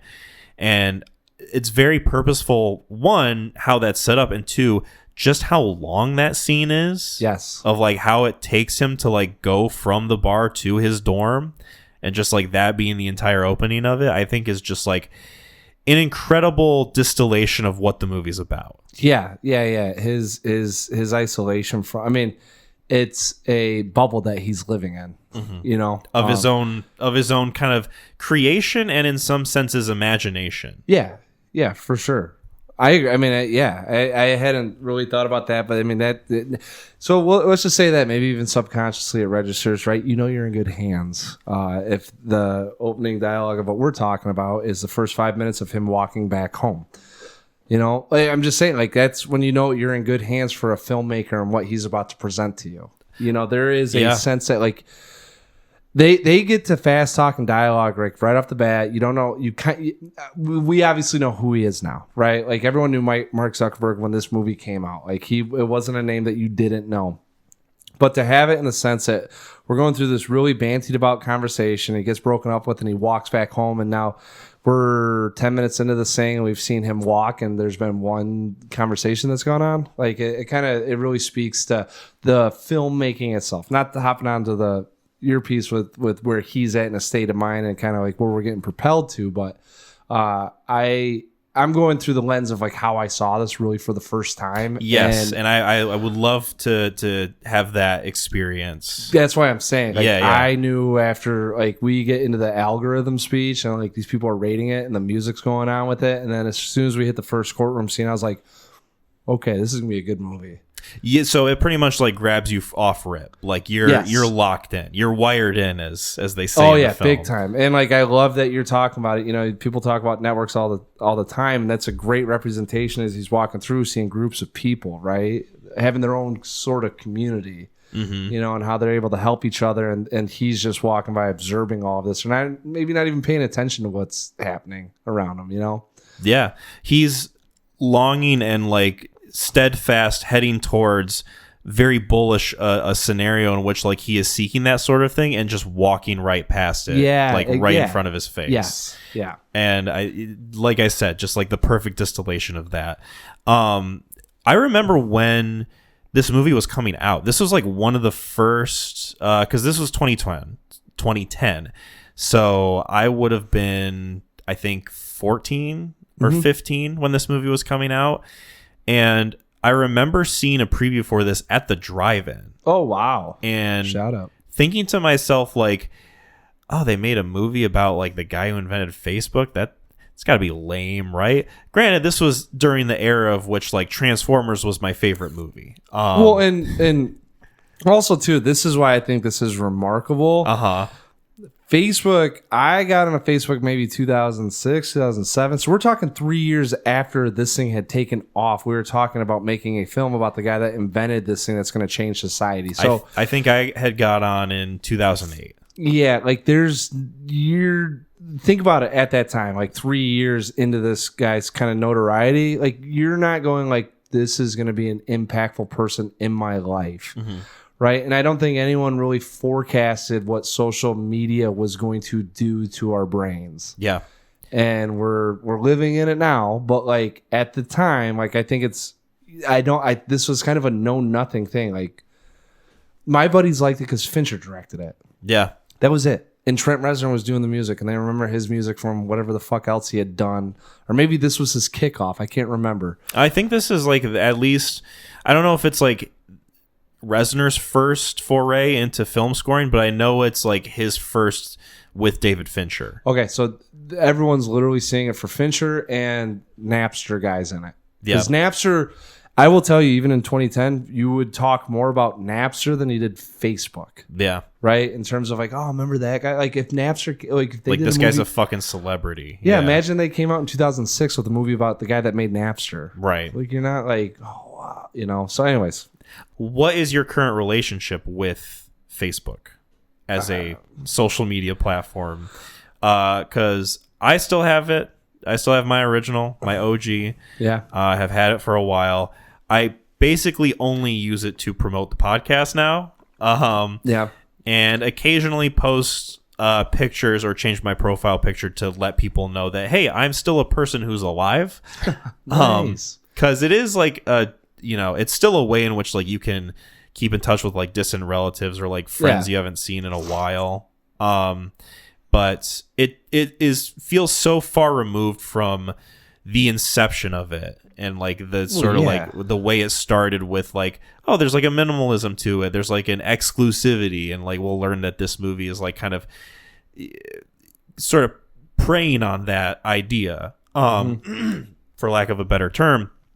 But now you go on Facebook and it's like, oh, cool, a bunch of like AI bullshit and like just ads, and like there's just like a bunch of like horny like real videos that will just pop up and be like, oh, cool, it almost looks like I'm watching softcore porn. Like it's just a cesspool of like just bullshit I constantly think about ending. It's de-evolving. And it's funny because Eduardo in the film's talking about advertisements. That's not the goal, man. Like, do you want to be a millionaire or fucking billionaire? You know, and it's got to be cool, and that's what it's gotten to now. It's kind of what he was selling, and it's actually funny that where it's at now and what Eduardo was pitching, it would not have worked probably, right? Right. But it, in some weird irony, it's now gotten to that point. It sucks. Yeah.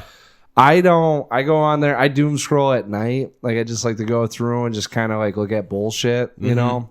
I never got into like YouTube, Reddit, you know, anything like that. So that's my sense of like being a boomer and just being like, I'm going to kill, 90 minutes just kind of going through stuff. And, it's kind of fun too, being like, all right, is this true? Is this not true?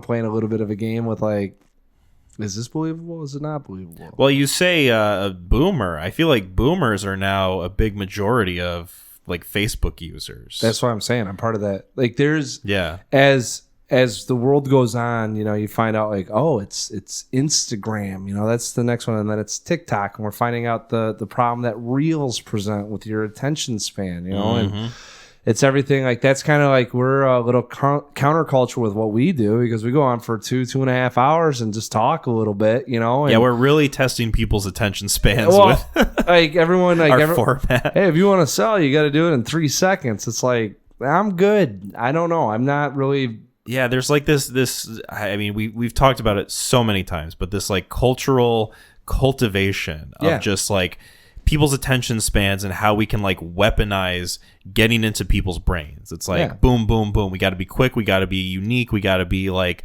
popping all over the place. That's why like so many fucking reels and shit are just like annoying and loud, and that's just how you get people's like just inside their heads. Yeah. And it's like so clearly more now than I think it was back then, of just like, yes, a lot of social media just feels predatory, like preying on people's like sensibilities and like weaknesses. Like we talk about it with Eddington, where that drives so much of like how people behave and like what their mindset is, just like based on what the fuck is on their phone screen. Like it's insane. A fun I think it was a theory, or I don't know what else you'd call it, but there's a parody account, right? And this is what this is how the human condition just keeps going, right? Like you can see everyone evolving and shit. But these parody accounts, you'd create an account, right? And then you'd speak as if you're actually a person, like, and you're doing, just shit that no human being would do. And there's a theory out there, or a law, or I can't remember how they quite coin it. Is it dead internet theory? Is that it could possibly it, where people can't decipher the truth in parody. So there's now my dead internet theory is when there are more bots than there are human users on a website. No, that's probably something that's more prevalent too now. This was kind of stemming out like when Twitter came out and people started doing parody accounts on Twitter, and there's someone that does like, hey, like I beat the shit out of my my middle school athletes because they don't beat score a touchdown, right? And people are like, Jesus Christ, like you animal, and it's that inability to decipher misinformation and what's true and not true, and that was one of the things that I don't think anyone had really thought. A lot of these things when they come out too, like when Facebook came out, it wasn't for ill intent, right? It was for people to connect. And then you start realizing the boundaries and the limitlessness of what you can do in there. And that's where you start to see it run wild, right? And now it's just gotten to a point now where they're just trying to collect money on it. So it's not even attempting to be original. It's just do whatever the hell you want to do. No, there feels like a very like rapidly falling facade of like connectivity. Yeah. When nowadays it's just like they're not even hiding it anymore. Like it's so brazen and just obvious, but people are still locked in. It's wired in. Yeah. So let's talk about this movie itself, Social Network. So I had seen this before. Yep. This was for me first time watch probably 3 years ago. I would say I was going through a lot of Fincher's filmography that I hadn't rounded out yet, and this was one that I threw on. I was aware of like certain aspects of this, like the scene with Eduardo Saverin in the office yelling at Mark Zuckerberg, like that was pretty ubiquitous to me, but still like some things where it's like, oh, okay, this will be a fresh experience. And I watched it, really enjoyed it. But as far as like Fincher's filmography, I thought wasn't like quite at the top of what I like to see from him. Right. I more gravitate towards like kind of his like thriller stuff that he's known for. Yes. Yeah. This rewatch did so many favors for it in my eyes. This is one of those films that I feel like time only does it favors. Like the more time goes on, the better this thing ages. Well, you caught a milestone event in humanity and you nailed it. So right. And I'm not even just talking about that stuff. I mean, that's certainly a factor in it. That's like maybe the biggest thing. But in terms of the visual language of it, the score, the performances, this feels like a fucking movie that would have come out 2 years ago. Oh, I'm like, not. If you told me this thing came out 2024, I would have believed you 100,000%. I don't know what Armie Hammer did, but I fucking love the Winklevosses in this. The Winklevoss twins are such fun characters, dude. I was like, I liked his dialect, the tone with it, the kind of, this is bullshit that this is happening to us, like their whole subplot was more intriguing. Like I wanted more of that than I did with what was happening with everything else. And then, hey, we don't talk about the Winklevosses in a little bit. I'm like, hey, give me more Eduardo. What's going on here? You want to talk about a movie that's doing a lot in terms of character building, like establishing these relationships and the connectivity of that. Yes. How it all kind of like just overlaps with each other, the non-linear way this is told. Sorkin, just the way he wrote this thing is... Oh. So this is far and away, I think, Sorkin's best work as far as a movie goes. I am a Steve Jobs guy. You are. I know you're a Steve Jobs guy, and that's a movie that, like, the more that time goes on, the warmer it sits in my head. I still think that this is undeniable as far as like a Sorkin piece. Give me a little bit more familiarity with this since I've just now put this into my lexicon of movies. Yes. All right. Because I've seen Jobs. Like I used to. Yeah. This is. We'll keep talking. No, I'm sort of like establishing this idea that even if you're someone who is only pretty surface level aware of movies, Sorkin, I think, is a name that you'll at least be tangentially familiar with. Because I feel like a lot of people who are like general audience goers, like they'll know a lot of actors. They might know some names of directors. Yes. I feel like writers are one of those things where it's like, if I go out and ask a random person, like, name me a Hollywood screenwriter, they're going to struggle. Yeah. And I feel like this is one of the few guys that someone could just like blurt out, Pull out of their ass. and be like, yeah, I know him. Yeah. He wrote Social Network. Yeah. And I think that in terms of like dialogue writing, just like character writing, this thing is so fucking drum tight. Yeah. While packing so much inside of it that I don't know, it might be, in terms of like a script, one of my favorite movies. Like, I don't know, man. Like, it's just He nailed it. Yeah, he nailed it. He absolutely fucking nailed it. I'm not dude, like, you can't. This thing is so well done from every front. And you take a fast dialogue script and you're going to do a non-linear timeline and be able to keep people up with the events of what's happening. Now you're really getting into the editing of it, right? Which I think is, and I kind of talked a little bit about Oppenheimer. Yes. People bump up with Oppenheimer with the editing of that. Not necessarily the pacing, but the editing of that film. It becomes almost disjointed as we're hopping through timelines here while we're trying to keep up with the event, or a linear plot, right? Told through non-linear timelines, right? Mm-hmm. This film, with how fucking great it's edited, is flawless. It has such a good flow to it, and I'm so glad you brought up the Oppenheimer comparison. Yeah. Because with Oppenheimer, a movie that I really like, I think is fantastic. Yes. That movie, I think, wears a little bit more of the scrappiness of the editing on its sleeves. Yep. Where, like, you can just kind of tell, like, parts of this feel a little more chunked up. Yeah. Where, like, the transitions aren't quite there. There's, like, a clear kind of jumping off point, but there doesn't really feel like a conventional flow there. Right. Whereas, like, this movie, you're getting back and forth dialogue between two different periods of time. Yes. And you're not calling bullshit on it because, like, everything comes together so fluidly. Yes. Like, it is such a greatly edited movie. Like, did this win Best Editing at the Oscars? So. I would fucking hope so, man. Because this thing is very fluid, very well done. And so it won for Best Adapted Screenplay, Best Original Score, and Best Film Editing. Good. Yeah. Thank God. Yeah. Because this is one of those movies where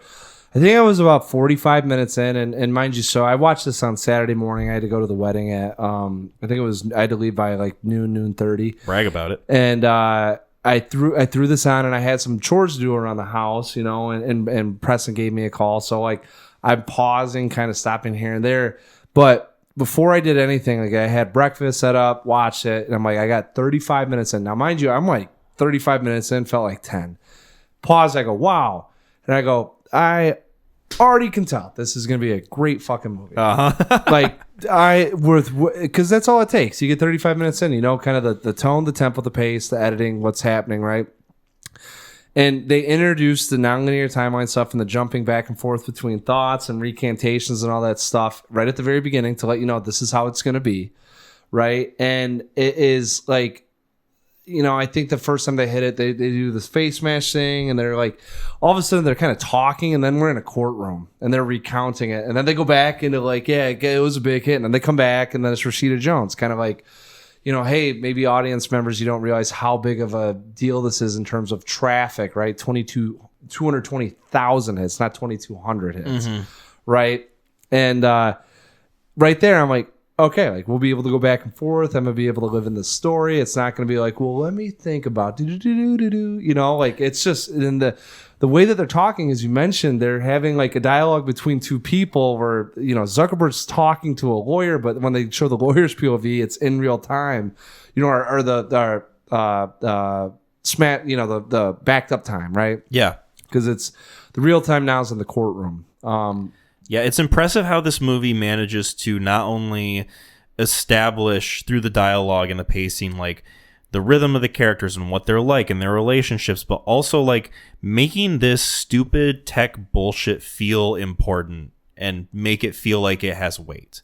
Because one of the things that I thought when I saw the preview of this when I was 15 years old was like, oh, this sounds like it would be boring. Yeah. Like this seems like it would just be like a movie for boring people. Like accountants would go and watch this shit. All right, it's a courtroom thriller about friends that want money because like they're suing their friend. Like, Yeah. I don't even know. Like it's kind of like at the crux of what it is, right? Yeah, and like going into this movie, someone who hadn't seen it before could be like, all right, how interesting can a movie like this be? Right. And the screenplay just makes it so that, yeah, this shit matters. Even if like you don't care about Facebook, even if you don't care about like tech companies or technology in general, you're so immediately on board with these characters and like how they're contextualized through like the evolution of Facebook and like like what these milestones mean to them and like this moment in history for the company. And it's like, you know, how that affects their stories and their relationships. Yeah. And it's brilliant. And I like seeing too, where we get to see Eduardo and Mark, and you can kind of see like there's a compare and contrast piece, right? Or the juxtaposition between where they were at then and where they're at now, you know. And I think that it's a little hard for the actors too. Like these are the moments that you're in right now. Hey, we're on Harvard set. You guys are buddies. Hey, we're in the courtroom. You fucking hate that dude, you know. And that also presents somewhat of a challenge, probably for a director, but you never lose sight of it. You know, and it's really weird too. It's kind of like a weird mixture with having it buddy versus mortal enemies. You know, having the back and forth with it all. I kind of want to say like destabilizing, right? Like you never feel it as if you're in a point of understanding of not necessarily you know where it's going. I'm trying to think of like how to word this, but like Project Hail Mary, right? In case people skip, but there's a certain friendship, right? But there's, you know, that it's earnest, honest, and what's about to happen, right? Whereas in this one, they present it that way, but then immediately you're shown the opposite side of it, right? So there's nothing that you have clear footing on when is this going to break? This movie, yeah, it's very kind of purposefully putting you off kilter with like those expectations in their relationship and like what exactly is it like one thing that happened? Is it like multiple things over time that just kind of like, you know, the straw that breaks the camel's back sort of thing? And I think this movie does a good job of like making that be like a multifaceted thing that you can dig into. Because like, sure, you get the big moment where Eduardo blows up at Mark Zuckerberg and he's like, you know, I'm not coming for my 30%. I'm coming for all of it. Yes. Lawyer up, asshole. Yes. But you also get like these moments where like they are back at Harvard and, you know, he's in the fucking Hawaiian, like Caribbean getup or whatever. Yeah. And Zuckerberg's telling him about like his idea to create Facebook or whatever. And Zuckerberg, you get like moments, at least from Eduardo's perspective, of like he's kind of making like snide comments about like, you know, yeah, it probably was a diversity pick. Yeah. About like why the Phoenix was punching him or whatever. There's so many.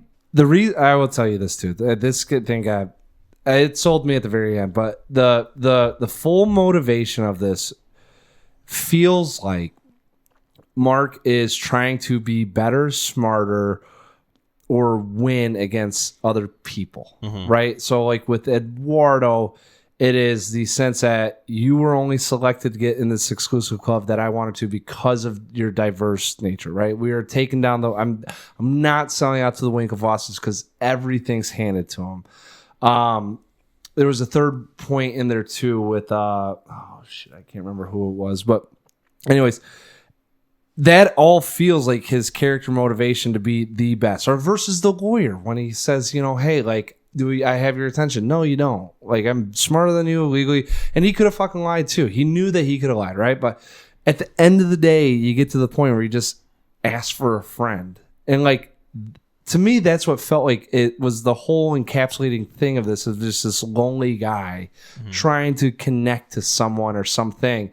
And every chance he had to do it, he had to prove that he was better than the person as opposed to actually just letting down the shield, right? Yeah, it feels like a defense mechanism. Yes. Where this guy so clearly yearns for a genuine human connection. Yes. Where like this movie is like, say what you want to about like what you think this movie's about.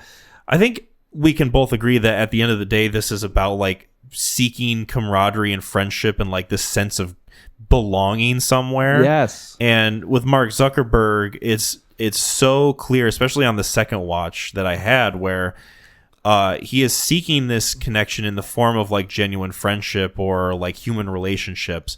But because of this view that he has of himself and the people around him, it is almost like he is so woefully unable to let go of his own ego and like sense of importance and like wanting to be the smartest one in the room, because I feel like he thinks, if I'm the smartest one in the room, that must mean I'll be more desirable. Right. That means I'll be more likable. And if I try to kind of like puff myself up by putting other people down, then that's going to prove how worthy of a person I am. And instead, it just has such the inverse result of that, of like, people are off put by you. Like they don't want to deal with your Rashida ass. Jones says at the one of the, she goes, "You're not an asshole. You just try too hard. Like you try too hard. You're just trying so hard to be." Yeah, and that's where she can kind of see some of his vulnerabilities, right? And that sense of connection, and you know, she's also,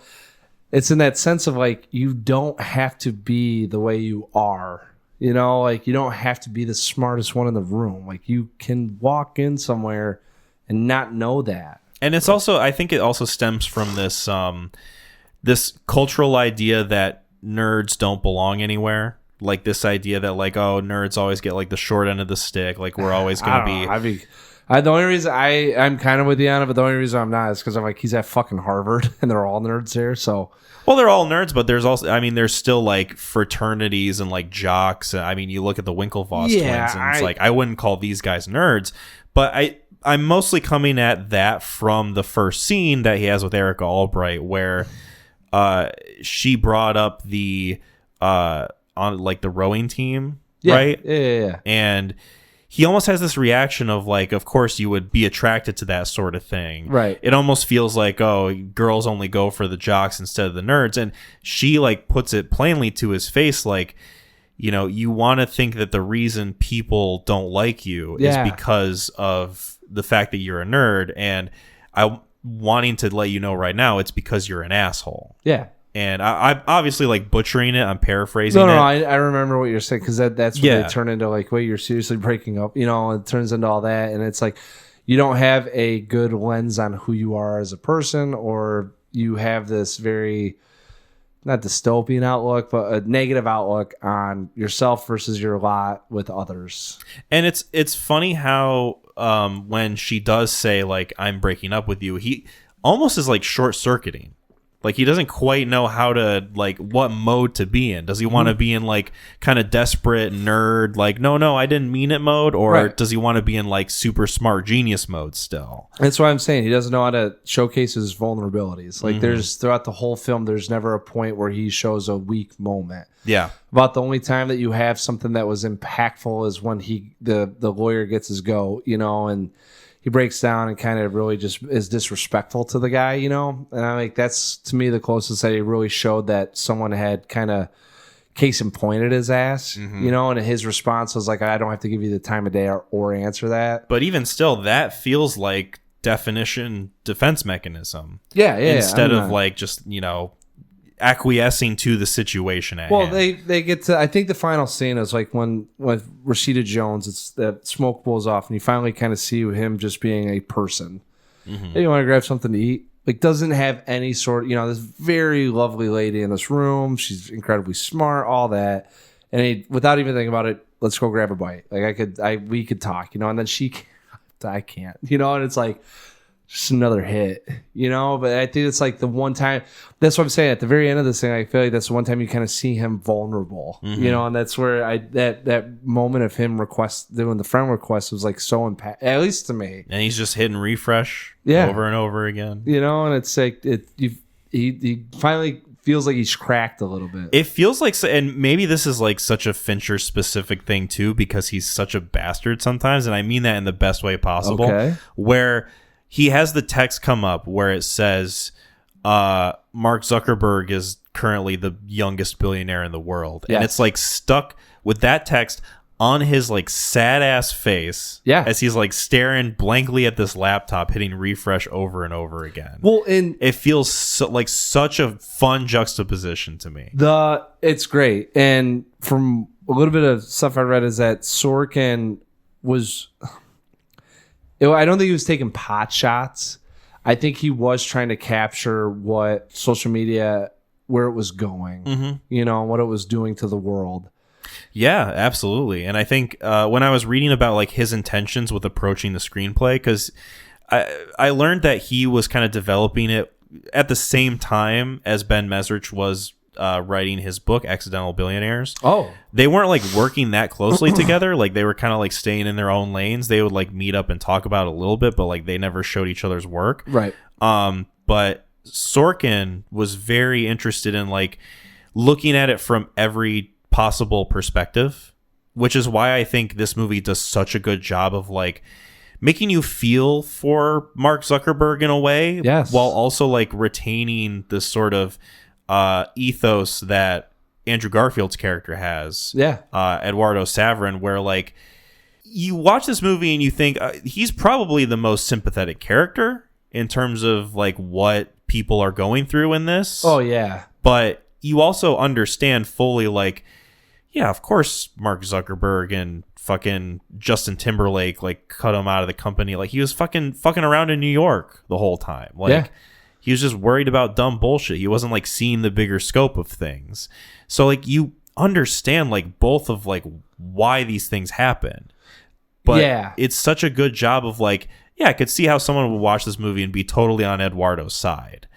I could also see someone watch this movie and be like, yeah, he was an idiot. Like he should have fucking lawyered up and looked over the contract. Yes. Yeah. Like, he has the line where he's like, it's not my fault someone who's a business major failed to look over his business. Yes. Like, it's incredible. It's incredibly Did Sean Parker multifaceted that way. Or was that it was Zuckerberg. Was it? He said that to him? Yeah. Right at the very end there. But he's like, he's saying it in a way where he almost looks scared. Like, I'm going to say this, but it's going to be at risk of like, maybe you're going to punch me in the face.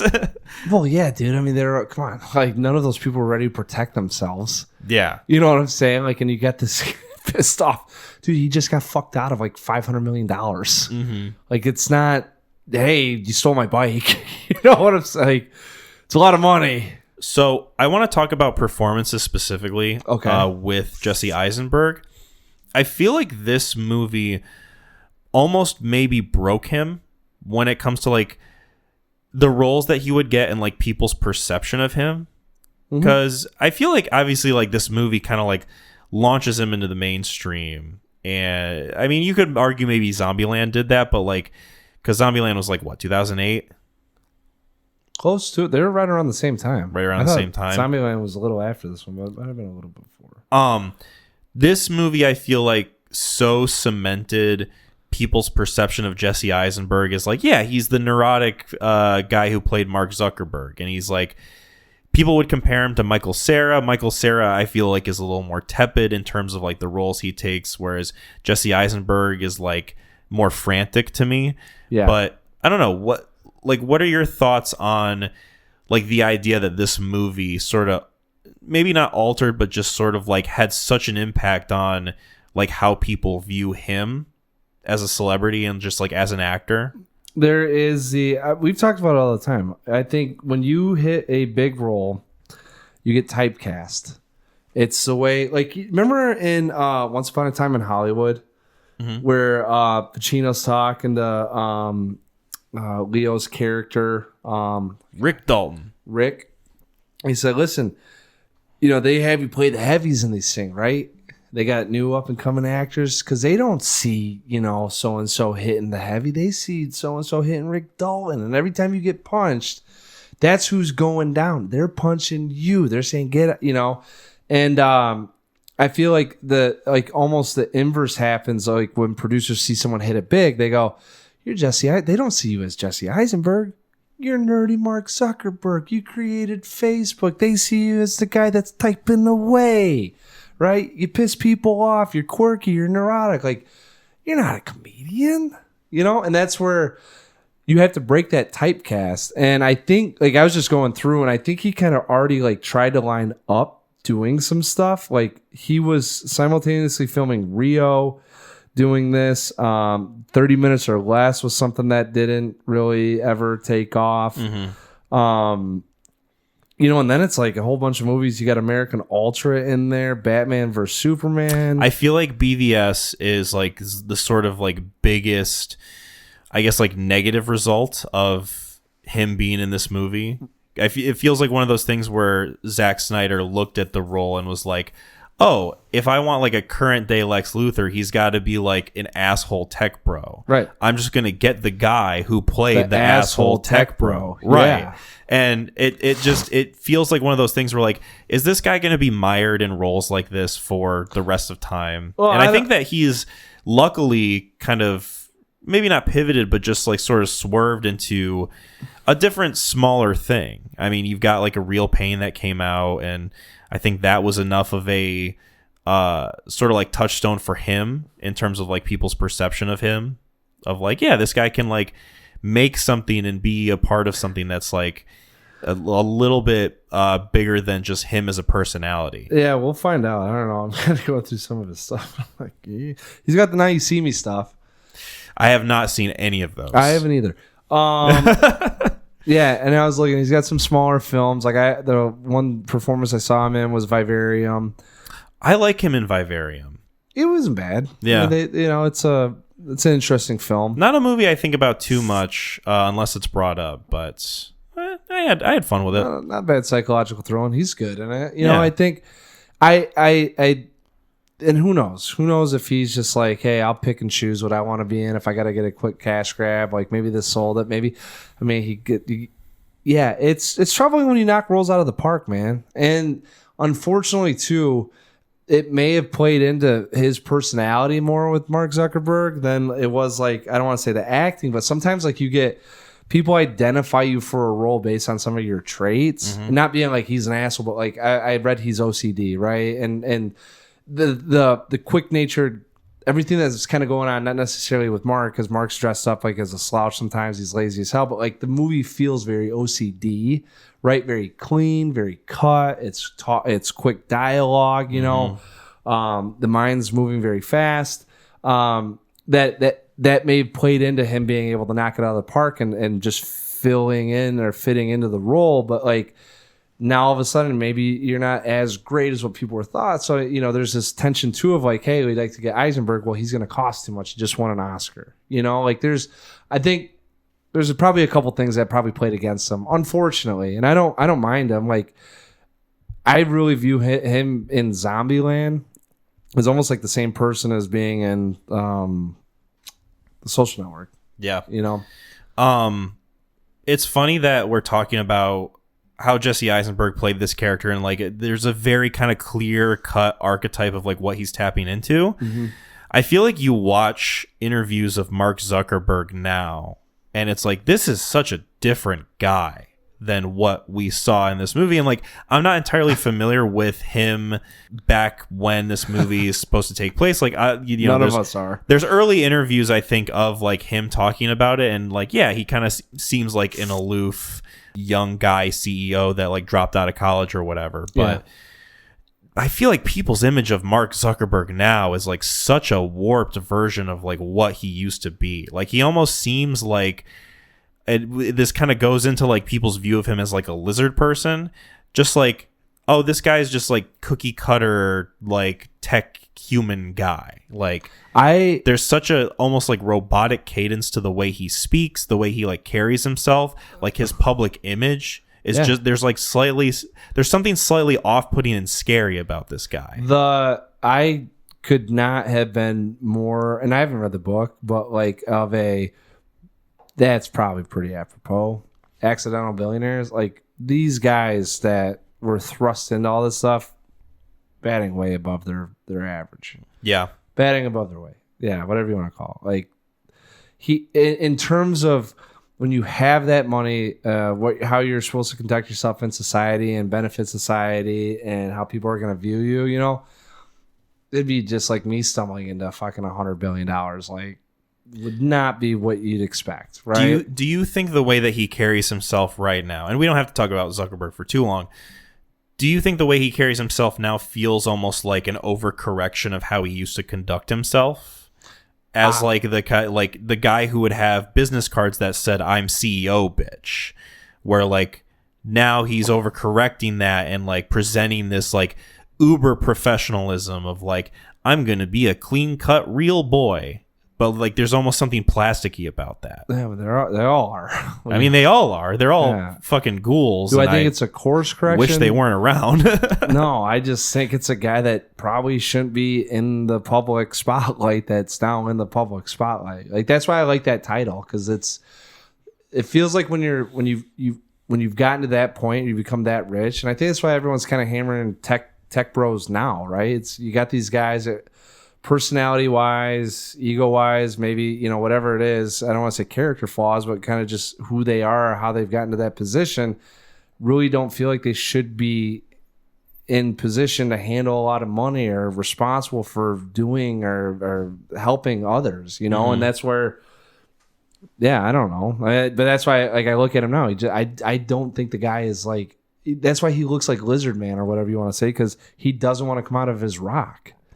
Now, you know? I feel like this movie exists at an interesting point in time where people's perceptions of billionaires, specifically like young people who become billionaires, I feel like had a little bit more leeway in like cultural perception. Like, you'd read about someone who's like, oh, he's the youngest billionaire that there ever has been. And people in 2010 would probably think like, oh, good for him. Like, someone who is living the American dream and did right by the system. And now you read about that sort of stuff, and we just automatically default think to like, well, that's fucking disgusting. Like, I hate this person now. They're like, they're fucking evil. And like, it's one of those things where like, we are so acutely aware of just like how the concept of billionaires existing just seems so wrong. And I think that this movie, what helps it age well is that it's just kind of taking that idea and being like, yeah, all these like fucking like twerpy idiots are just now like grossly wealthy, and there's like nothing we can do about it. Yeah, it's funny. You're like watching it play out, and it's not like anyone's doing anything elaborate or smart. I mean, like, don't get me wrong. There, like, he invented Facebook. I can't knock it away. And I love one of the Winklevosses quote that said he got 650 students to join in a day. I couldn't hand out free drugs to 650 people, right? Like, it shows you how addictive this is, and that, right? But it's also in the sense like you're watching these guys. I have a 3.9 GPA.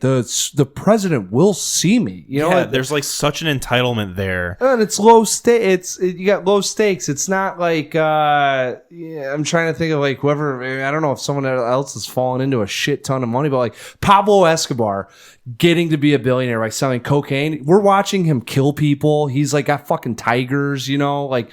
There's a whole bunch of shit that goes into it where you're like, he fought and clawed to get that money. Not right? But like, there's a certain projection that like, or like Rockefeller, you know, and we get to see Daniel Plainview with some of his stuff. And like, you see the trials and tribulations that go on to get that amount. This guy has bled his hands to get this money. Yes. Like, he's literally seen people die and probably could have assisted, right? Like, how much guilt and shame is on this man's conscience. Whereas these guys, it's fucking like, I hit enter, the code went live, and people are joining. Like, there's no sense of like attachment to like the amount of work that went into it while you're just sitting on your computer typing stuff up, you know? So that's why it feels so childish watching. It'd be like us sitting here and finding out that we sell this talking, and it just goes out and we're making billions. Like, yeah. Well, I don't know what else I'm supposed to feel with it. So that money that I'm making, it doesn't feel like I can sit here and consciously think about like all the shit that I poured into it, right?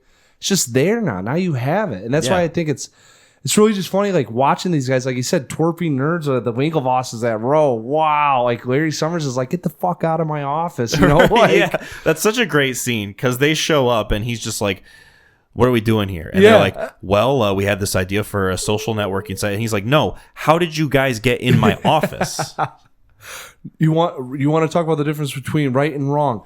You guys being here is wrong. Like, I like how the only thing that is like holding them from seeking litigation is this idea of like, well, we're men of Harvard. Yeah. We don't do that. Yeah. There are proper channels that we have to go through. And it's like not only showcasing just like the innate privilege that these guys have grown up in, but just like the severe naivete that like maybe in an environment like this and the amount of privilege that people have fosters, you know, where it's just like, yeah, man, this shit, I don't know what to tell you, bro. Sometimes you don't always get what you want. Like, even though you guys have grown up always getting what you want. And I think it's such a good scene in which, like, you watch them get second place in the rowing competition in England. And it's just one of those things where, like, not only are we living in the loss of this, like, sport, we're now like surrounded by people in England talking about like, have you heard of this new site called Facebook? My daughter's on it. And they're just like fucking fuming. And it's like, yeah, man, this is a lesson that you should be able to take away for yourselves. But nope, they just double down. They're like, we're going to fucking sue them. Well, that's what I think. I mean, go for it. They got some money out of it, but that to me is like, it's like childish. You know, it kind of comes off as very childish. Like, you know what I'm saying? That's where that's some of the irony with this stuff. I'm like, when you view these people, I don't know if it makes it better or worse. Where you're just watching it and it's like they are incredibly smart, but also like these are little fucking kids. They're smart, but they've like. I'm wondering if like Fincher and Sorkin are like kind of touching on this as like an aspect of Harvard culture. They're such in their own little like Ivy League fantasy world that having like sort of like these outside perspectives of like people who aren't geniuses or people who aren't rich, people who don't have these connections are just like so completely foreign to them. Like, yeah, it almost makes sense that the movie doesn't even like touch on this sort of thing because like the things that they're dealing with in their own little world are just like so alien to us that it just makes it so inherently interesting to watch. Yeah. Yeah. You know? I agree. Yeah. 1000%. Did we talk about the score? Not to pull a Kyleism, but did we talk about the score at all? Oh, no. Come on. Well, Reznor knocked us out of the park. I mean, Trent Reznor and Atticus Ross, got to shout the two of them out. I think might be some of my favorite film scorers working right now. Yeah. Like, I feel like anytime I hear anything from them when watching a movie, even if it's a movie like as dog shit as Tron Ares, it's like there's going to be something that I get from this, and it's going to be the Reznor Ross score connection. Yeah, it's gonna be something like, okay, at least I've got something pumping through my lifeblood that's keeping me going. Yeah, and I feel like these guys are very versatile. They've managed to tap into something that like makes a movie like The Social Network feel like a thriller. Yeah. And just like the ability of them to like work in not only this genre, but like multiple ones where it's like, yeah, they're doing Challengers, they're doing Soul, they're doing Social Network, they're doing Tron Ares. And it's like, I'm just always constantly impressed by these guys' output. Same here. I thought this was great. I mean, they got, what do you call that? Like, they got their fingers on, like, they got a touch, they got a feel for, like, they got their finger on the pulse. Yeah, man, like what this is going for, you know, and like I will say, so like he walks back from the bar, right? And I'm like, okay, it's kind of like, it's a little bit, so did you read this too? Like, apparently they only did like 3 tones, but like they started oscillating the tones so like it would either pick up or slow down. I did not read about this. Yeah, I can't quite remember. Yeah, Gideon could speak on it whenever we get him on. But it kind of played over itself, right? And they would maybe overlap it, so as it kept going on. But one of my favorite things, they go from the bar, and it's kind of like that, like dark, brooding, mysterious, you know, kind of alleyway music, right? And then I love it. They get into Face Smash, and they're doing the montage, and like that score in and of itself, enhances that montage by 2 full stars. Mm-hmm. And it's just people being like, no, bro, you know? Yeah, it could easily be like the lamest shit ever. Yes. If it's like not done correctly with like the visual framing or like the way that the cinematography is like handling Yes. things, but also especially the score. And it's done in a way that it feels like it's picking up momentum as it's going along, as you're going through seeing the people like, and then you see how many people actually, were the traffic on the site, right? And it totally fits in with what's going on. And like, I don't know how to classify that, but I know when it's done well. And I was like, these guys are gonna take care of me. And everyone was taking care of me. Like man. Here's a blanket, Mac. Here's a pillow. Do you need a drink? Hey, set your head down. We're gonna make a TV dinner for you. It truly feels like filmmaking that is firing on all cylinders. Yes. Like, I mean, this discussion I think has quite illuminated a lot of how I feel about this movie, and just like considering my rating going towards the end of this discussion. Okay. It's all I'll say for right now. Andrew Garfield. Fantastic. Like we'd be remiss not to mention his big moment. Obviously, we were talking about earlier in this episode how I feel like someone could watch that and be like, it's a bit showy, it's a bit like out there or whatever, too over the top.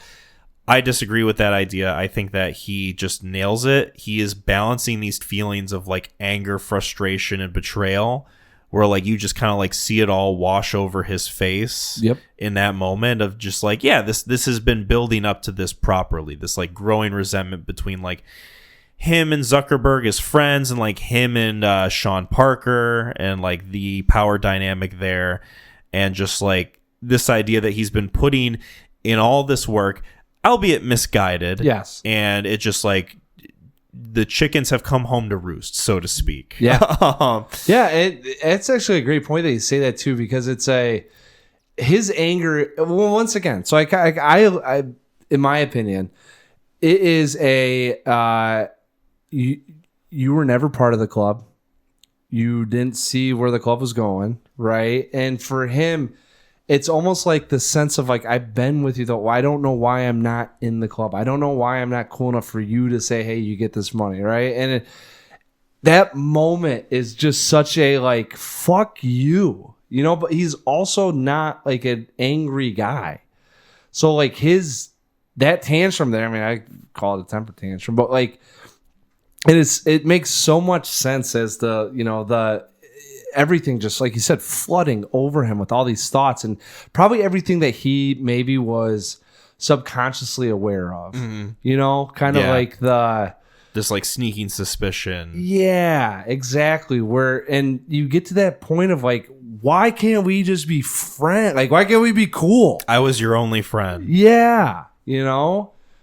Well, and then he hits him with that, and it's just like, I've been in my fucking side this whole time, and it wasn't for the money, like we created this together. Mm-hmm. Yeah. So, and how many different I've never seen that scene. I've only seen the part where he says, I'm not coming back for 34%. I'm coming back for all of it, you know? But like, that's the only part I remember. So the lead up and that, and him yelling that out, I was like, wow. Whatever emotion he's going for, or the culmination of emotions, like I think he nailed. It just felt like. It also is one of those showcases of like making this movie so rewatchable. Yeah. Of like the first time he signs the contract and he's in the office room with like two lawyers, and you're just watching the scene in the back of your head going like, oh, they're explaining what's going on, and this is all where it's just gonna go tits up. Yeah.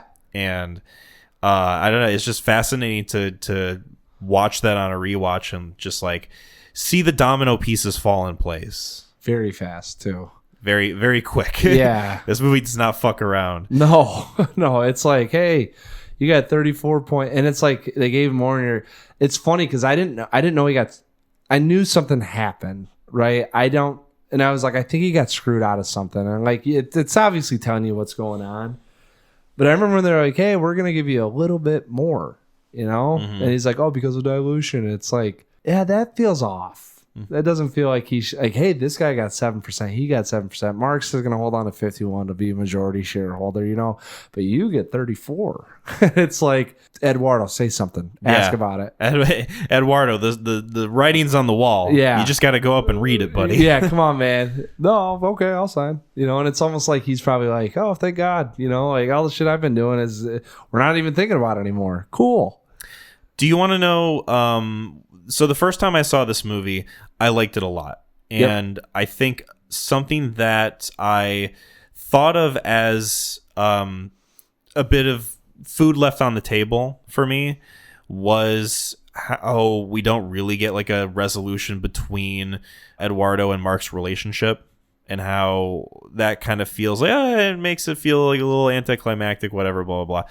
Had no issue with that at all. This rewatch. I didn't either. First time watched, I thought it was the ending to me just felt so we were focused on Mark, and then we have this guy that does this changes society. And at the end of the day, it's just because he just wants to find someone that he can be friends with. And like, I didn't really care because I'm like, what? Mark, you did it to him. You were worth like $600 billion fucking dollars or whatever you're worth. You could have gave him $200 million, which is 4% of whatever you own. Yeah. Right? Maybe not even that. Out of $1 billion, 200. No, it's probably less than 1% just to have a friend and be like. So I'm like, no, I don't care. I actually kind of read up on it though afterwards. Yeah. I wanted to see if they were apparently Eduardo Saverin. Yeah. He's a billionaire. Shocker. Oh, unsurprising. Yeah, 4 out of 4 people in the thing are billionaires. So I think I did know about there's that. There's 1,066 billionaires in the world, I think, and 4 of them are in this film. All attached to Facebook. Also, I got a theory too about why all these people never had careers after this. I'm wondering if anyone had money to play to help make sure people stay down. Garfield's not bad. He took a little bit to bounce back, but they settled for $500 or $600 million out of court. Yeah. Now it was never published. I think that's what speculation is. Right. But because they published the settlement for the Winklevoss twins. Yes, but not Saverin. Right. I think they said it was an undisclosed amount. Mm-hmm. And I saw that and I was like, all right, well, they got 65. So I mean, we'll see. And then I read 500 to 600 million, and I was like, okay, well, that'd probably be close enough to be like, bygones be bygones. It doesn't say that they're friends or anything, but they don't have any animosity towards each other. Yeah. But it probably helps out when you're a billionaire talking to another billionaire. Well, that and like just, you got to remember too that they were fucking like college kids at the time. Yeah. Like, well, all right, hold on. You say that, right? I say that. If you had to say the shoes on the other foot and Saverin screwed Zuckerberg out of it, are we saying that they are bygones be bygones, no animosity, or is it reading Zuckerberg try to kill Eduardo? Do I think that Zuckerberg would try to kill him? If it was the shoes on the other foot. So Eduardo invents Facebook, cuts out Zuckerberg. And we know Mark how he is. Like, leave them both the same. Are we reading Mark Zuckerberg has no animosity towards I think Eduardo? He holds on to that animosity for longer. That's what I'm saying. Yeah. So I think because of it being Eduardo and of his ability to look back. But I also think, too, that having $3 billion to your net worth eases that tension. Mm-hmm. Yeah. Well, Mac, I want to say this. I am glad that I am your friend. Yes. On Facebook. Same here. I won't unfriend you. Friend request. Well, that's if I don't ever delete it. Yeah. I just like doom scrolling too much at night. Well, you get a sense of doom when you're on Facebook. Let me tell you that. Jesus Christ. I don't know, especially with the times. Real quick. Yeah. There was a mention of an actor at Harvard. Did you catch that? I caught it, but I didn't. I don't know who the actor is. Didn't look into it. Actor, No. Actress. Natalie Portman. Oh, okay. So, and apparently she was going to Harvard at the time this was going on. So she actually gave Sorkin more source material with what was happening, probably around the college lifestyle campus with the buzz with Facebook and being able to capture probably more of that environment than. Interesting. Okay. Yeah. Have Portman and Fincher worked together? Don't think so. Yeah. Feels like one of those things where like they haven't they? And then you think about it and you're like, no, I don't think so. Aronofsky did Black Swan. Yeah. It's probably the darkest she's ever gone. I did probably Yeah. up there with Leon the Professional, probably. That's early though. Yeah. Shall we get into ratings? Yes. For The Social Network. Absolutely. Drop it's cleaner. Also, hold on. Timberlake and this whole thing, what'd you think about it? Oh, fuck. We didn't talk about Timberlake. I mean, we're sitting there Shit. talking about, like, I'm just saying, I was, dude, I Well, will shit, tell you, this has to be his best movie, right? Like, only movie? Or no, best, yeah. oh no, he's had some films. Okay. At the time, I'm telling you right now too, because like we talked about, like it's 3 years into Facebook coming out. Who the hell cares, right? Oh, it's a cool poppy movie about that guy going through court. But Napster guy involved, Timberlake playing the guy. What? The part I guess was originally for Jonah Hill, but then Thank God. Fincher didn't like that. Yeah, he's not cool enough. Yeah, and Jonah Hill, I've heard in recent online discussions, is not a good guy. No, he's got severe. Well, not that this is his problem, but I know he's trying to work past severe mental health issues. I'm pretty sure I've read up on. Yeah, I mean, we don't have to talk about it too much, but yeah, Timberlake. Yes. I mean, probably his best performance, I would say. Obviously, not conventionally an actor, but you know, I think he does a lot with this movie where it doesn't feel like it asks too much of him. Yeah. Just like, oh, come in, like bring some of your Justin Timberlake swag. Be Justin. Yeah. And it totally works with, I think, like the framing of like Jesse Eisenberg, Mark Zuckerberg's mindset of like what he thinks is cool. Yes. And just like us as an audience, like totally believing that he would look at this guy and think he's the coolest shit in the world. Yeah. And like, we also have the benefit of like having that outside perspective of like, I mean, I guess I could see how people would think he's cool. He's also kind of lame. Like there's something about him that's just like scuzzy, just inherently. It's a really weird, like a lot of the people in here. It's a weird dichotomy of like what you're seeing versus their actions. This feels like a movie that has like looked into the future and been like, who can we cast now that's going to make this like an undeniable piece of casting, you know? That's really going to reflect kind of what we were reflecting then. Yeah. You know, like Zuckerberg, OCD, crazy. Yeah, neurotic. Eisenberg, still neurotic. Saverin, just kind of drifting off into the sunset, being wealthy. Garfield, possibly. I don't know. I think there's still a chance. My favorite scene, I think, with Timberlake is the club scene. Oh, my God. When he's talking about Victoria's Secret and, you know, how the reason he started Napster was to impress this girl that he liked. And I like that conversation ends with Zuckerberg asking him, so did you ever get with her? With who? Yeah. The girl from your high school. And he's like, no, what the fuck? No. No. Like, I became the guy that founded Napster. Yeah, right.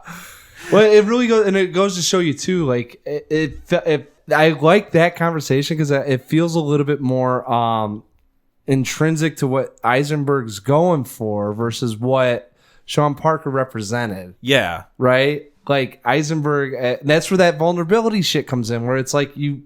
So he says that you feel, oh, Eric Albright, you know, and you're like Sean Parker, like. Yeah, I was just trying to get laid, and then I became a millionaire. So no, I went and hooked up with hotter chicks, right? Like, and that's where you're like, oh, this like he's cool, but he's not. Like he's oh god damn it, what is that movie? Oh, it might be Forgetting Sarah Marshall, but it's you know the embodiment of peace, love, prosperity, you know, and it's like. He's like, dude, that's a fucking Hindu necklace. Like, you don't even know what it means. You're spewing such bullshit. Yeah. Russell right? Brand. Speaking of totally normal dudes. Okay. Don't need to go down a tangent that way. But yeah, that's where it's kind of funny. That's what I'm saying. Like all this stuff, it's like the duality of man, where you're seeing just, I don't know, where you are now versus like what you could become. Yeah, well, and these conflicting thoughts of what we think's cool versus not cool. Like, yeah, the things that we just inherently value. Yeah, so Damn, I was. Oh, okay, and we'll cut it off after this. But the most curious one that I had was you had all these people that, he drove away. Right, he doesn't drive Sean Parker away yet. Sean Parker gets in trouble at the end, and you could just see he's totally dejected. What was your take on that? I mean, the movie kind of poses the question of like, did Mark Zuckerberg call the cops on him that night? And I feel like there's some fun in like thinking that that's the take. Yeah. I think that, yeah, I don't know. It's one of those things where I took note of how it felt like the only scene in which Fincher went like handheld. Yes. Where like the camera starts getting like kind of shaky over JT's shoulder of like, oh, this like shit's going down.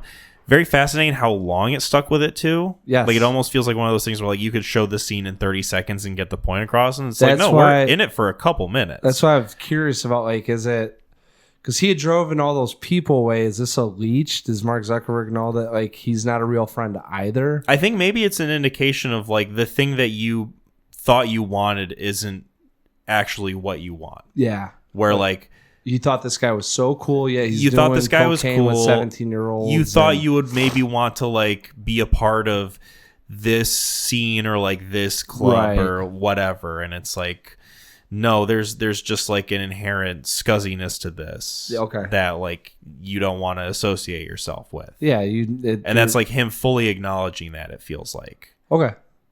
So That was my. I Yeah. was curious because that one that scene between the partying and back to him, and it's like a 6-minute scene. it's It's a decent chunk of like once we get Sticks kind of with you. into the prologue of everything, or feels like also like, if we want to read it this way, just Sean Parker's behavior catching up to him. Like, it could be too. Yeah, I'm not. I don't know how much Fincher believes in this idea of like karmic reckoning or whatever, but oh, speaking of reckoning, holy fuck, we didn't talk about the potential sequel that Sorkin is directing called The Social Reckoning. Did you know about this? January 6th, right? Perhaps. Yep. And how Facebook played a part. Yeah, being played by Jeremy Strong, not Jesse Eisenberg. Really. Mm-hmm. Succession. Jeremy Strong. Yep. Nice. You've seen what's that Matthew McConaughey movie? He's on a boat. It's Mud. No, not I'm Mud. on a boat. Fool's Gold. I don't know. It's not important, but Jeremy Strong's in that movie, and he plays a very interesting character. With McConaughey on a boat. I will maybe cut this out. I cannot remember the title for the life of me. Is this recent? This is what the fuck movie is this? Okay, I'm gonna look it up. We have to keep it in here. What do you mean cut it out? Just sitting here. Because I named Succession feel dumb and said that I can't Jeremy remember Strong, the title and of you this agreed with movie. me, and then you literally were like, "Oh no, the Jeremy Strong from the McConaughey movie where they're on boats." The fuck is this guy?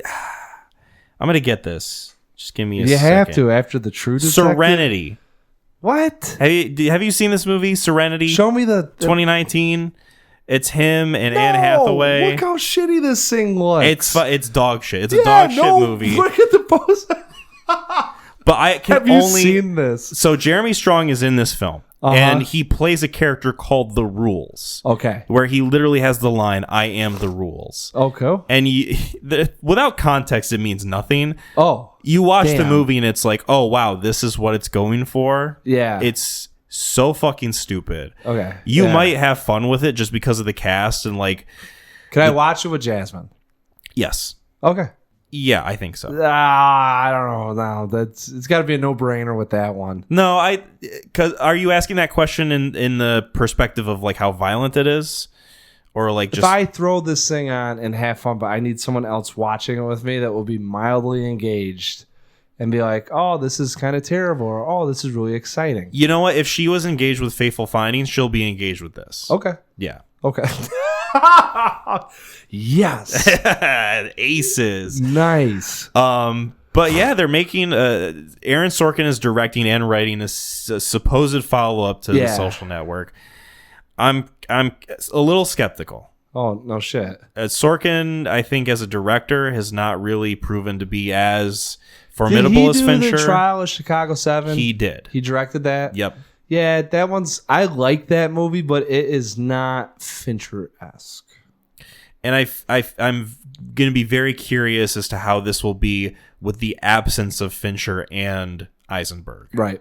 So, supposedly going to come out in October this year. Yeah, I've read a little bit on that. I was like, oh, this is in production, but it really sounded. I saw 2026 stapled. So Yeah.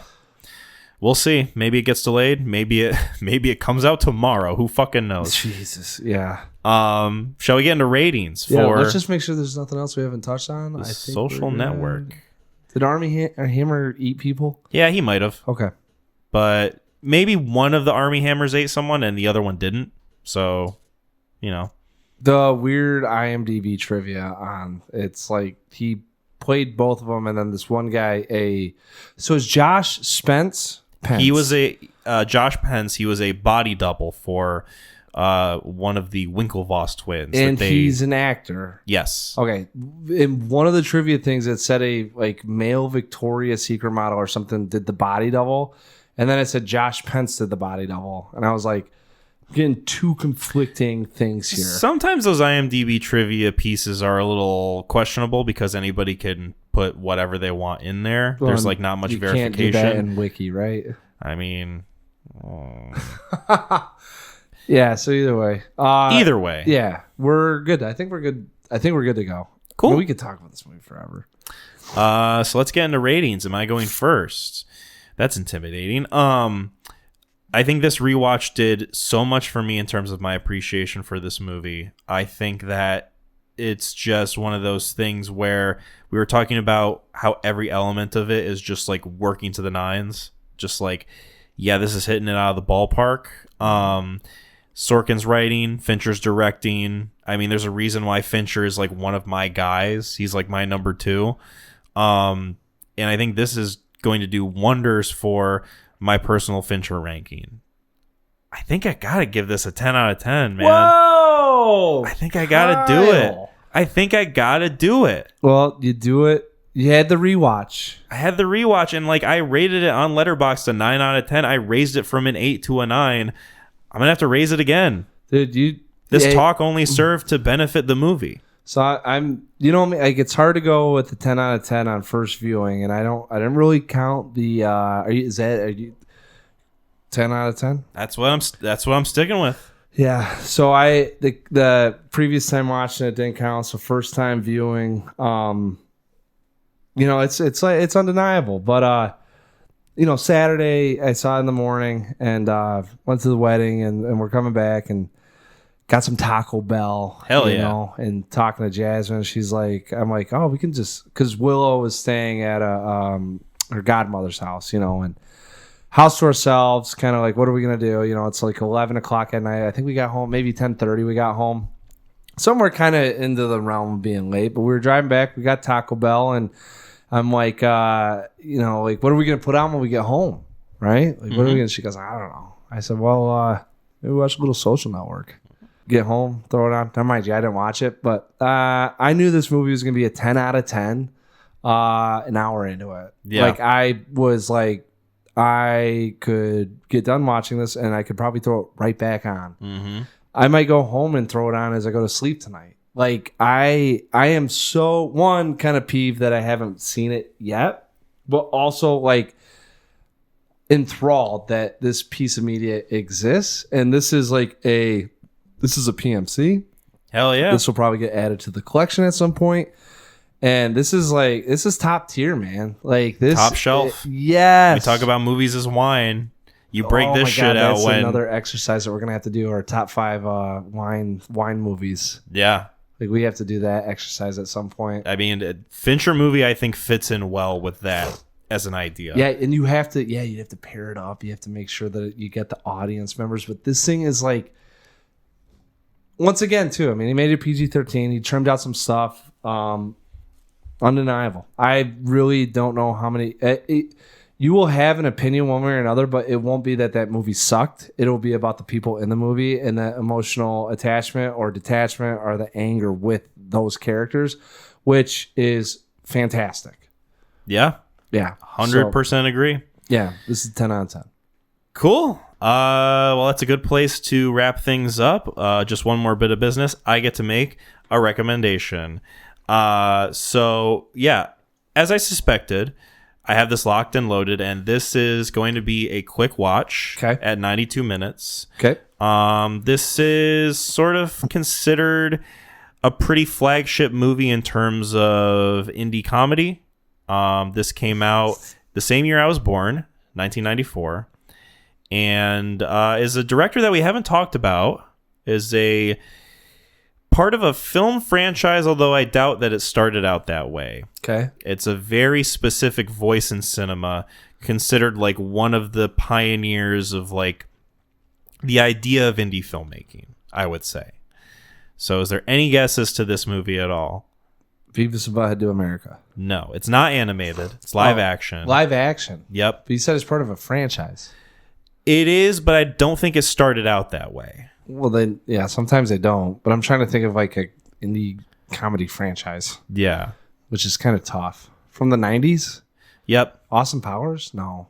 No. This is more just like kind of, it feels like, I mean, I haven't seen the movie, but it feels like one of those things that's kind of low key. It's referenced in other stuff. The actors in it, a lot of them don't really do anything else besides these movies. Scary movie? No. Parody movie? No, you're saying indie though. It's a one-word title. Airplane. Nope. Indie fucking comedy from 1994. I don't know. I'm recommending Clerks. Oh, okay. Clerks, directed by Kevin Smith. I have not seen a Kevin Smith movie before. Not seen Clerks before. Good. I want to throw this on and talk about it. Yeah, let's do it. I think I've watched 20 minutes of it, and it did not catch me, but this was back in 2010, 2011. Okay. It was like one of those things where, like, hey, check out this film. It's supposed to be funny. And I threw it on. I was like, this is nonsensical babble. I am very curious to watch this. Like I said, Kevin Smith is someone who I am not that familiar with his directing work, although I know he is a pretty decent presence in terms of like film culture. Oh yeah, yeah. I've seen a couple of them, but yeah, this will be fun to talk about because I've Chasing Amy. I think there's another one too that Dogma. Yeah, like there's some of those films where I'm like kind of want to check them out, but I'm afraid to go back because comedy. It's I don't know, it hits or it doesn't. Yeah. Well, cool. I guess we'll see where it's at with Clerks. Yeah. So if you guys don't want to be spoiled for Clerks, 1994, directed by Kevin Smith, be sure to check that movie out before episode 119. McLean, are you going to fist my bump? WWTHD. Bye, everyone.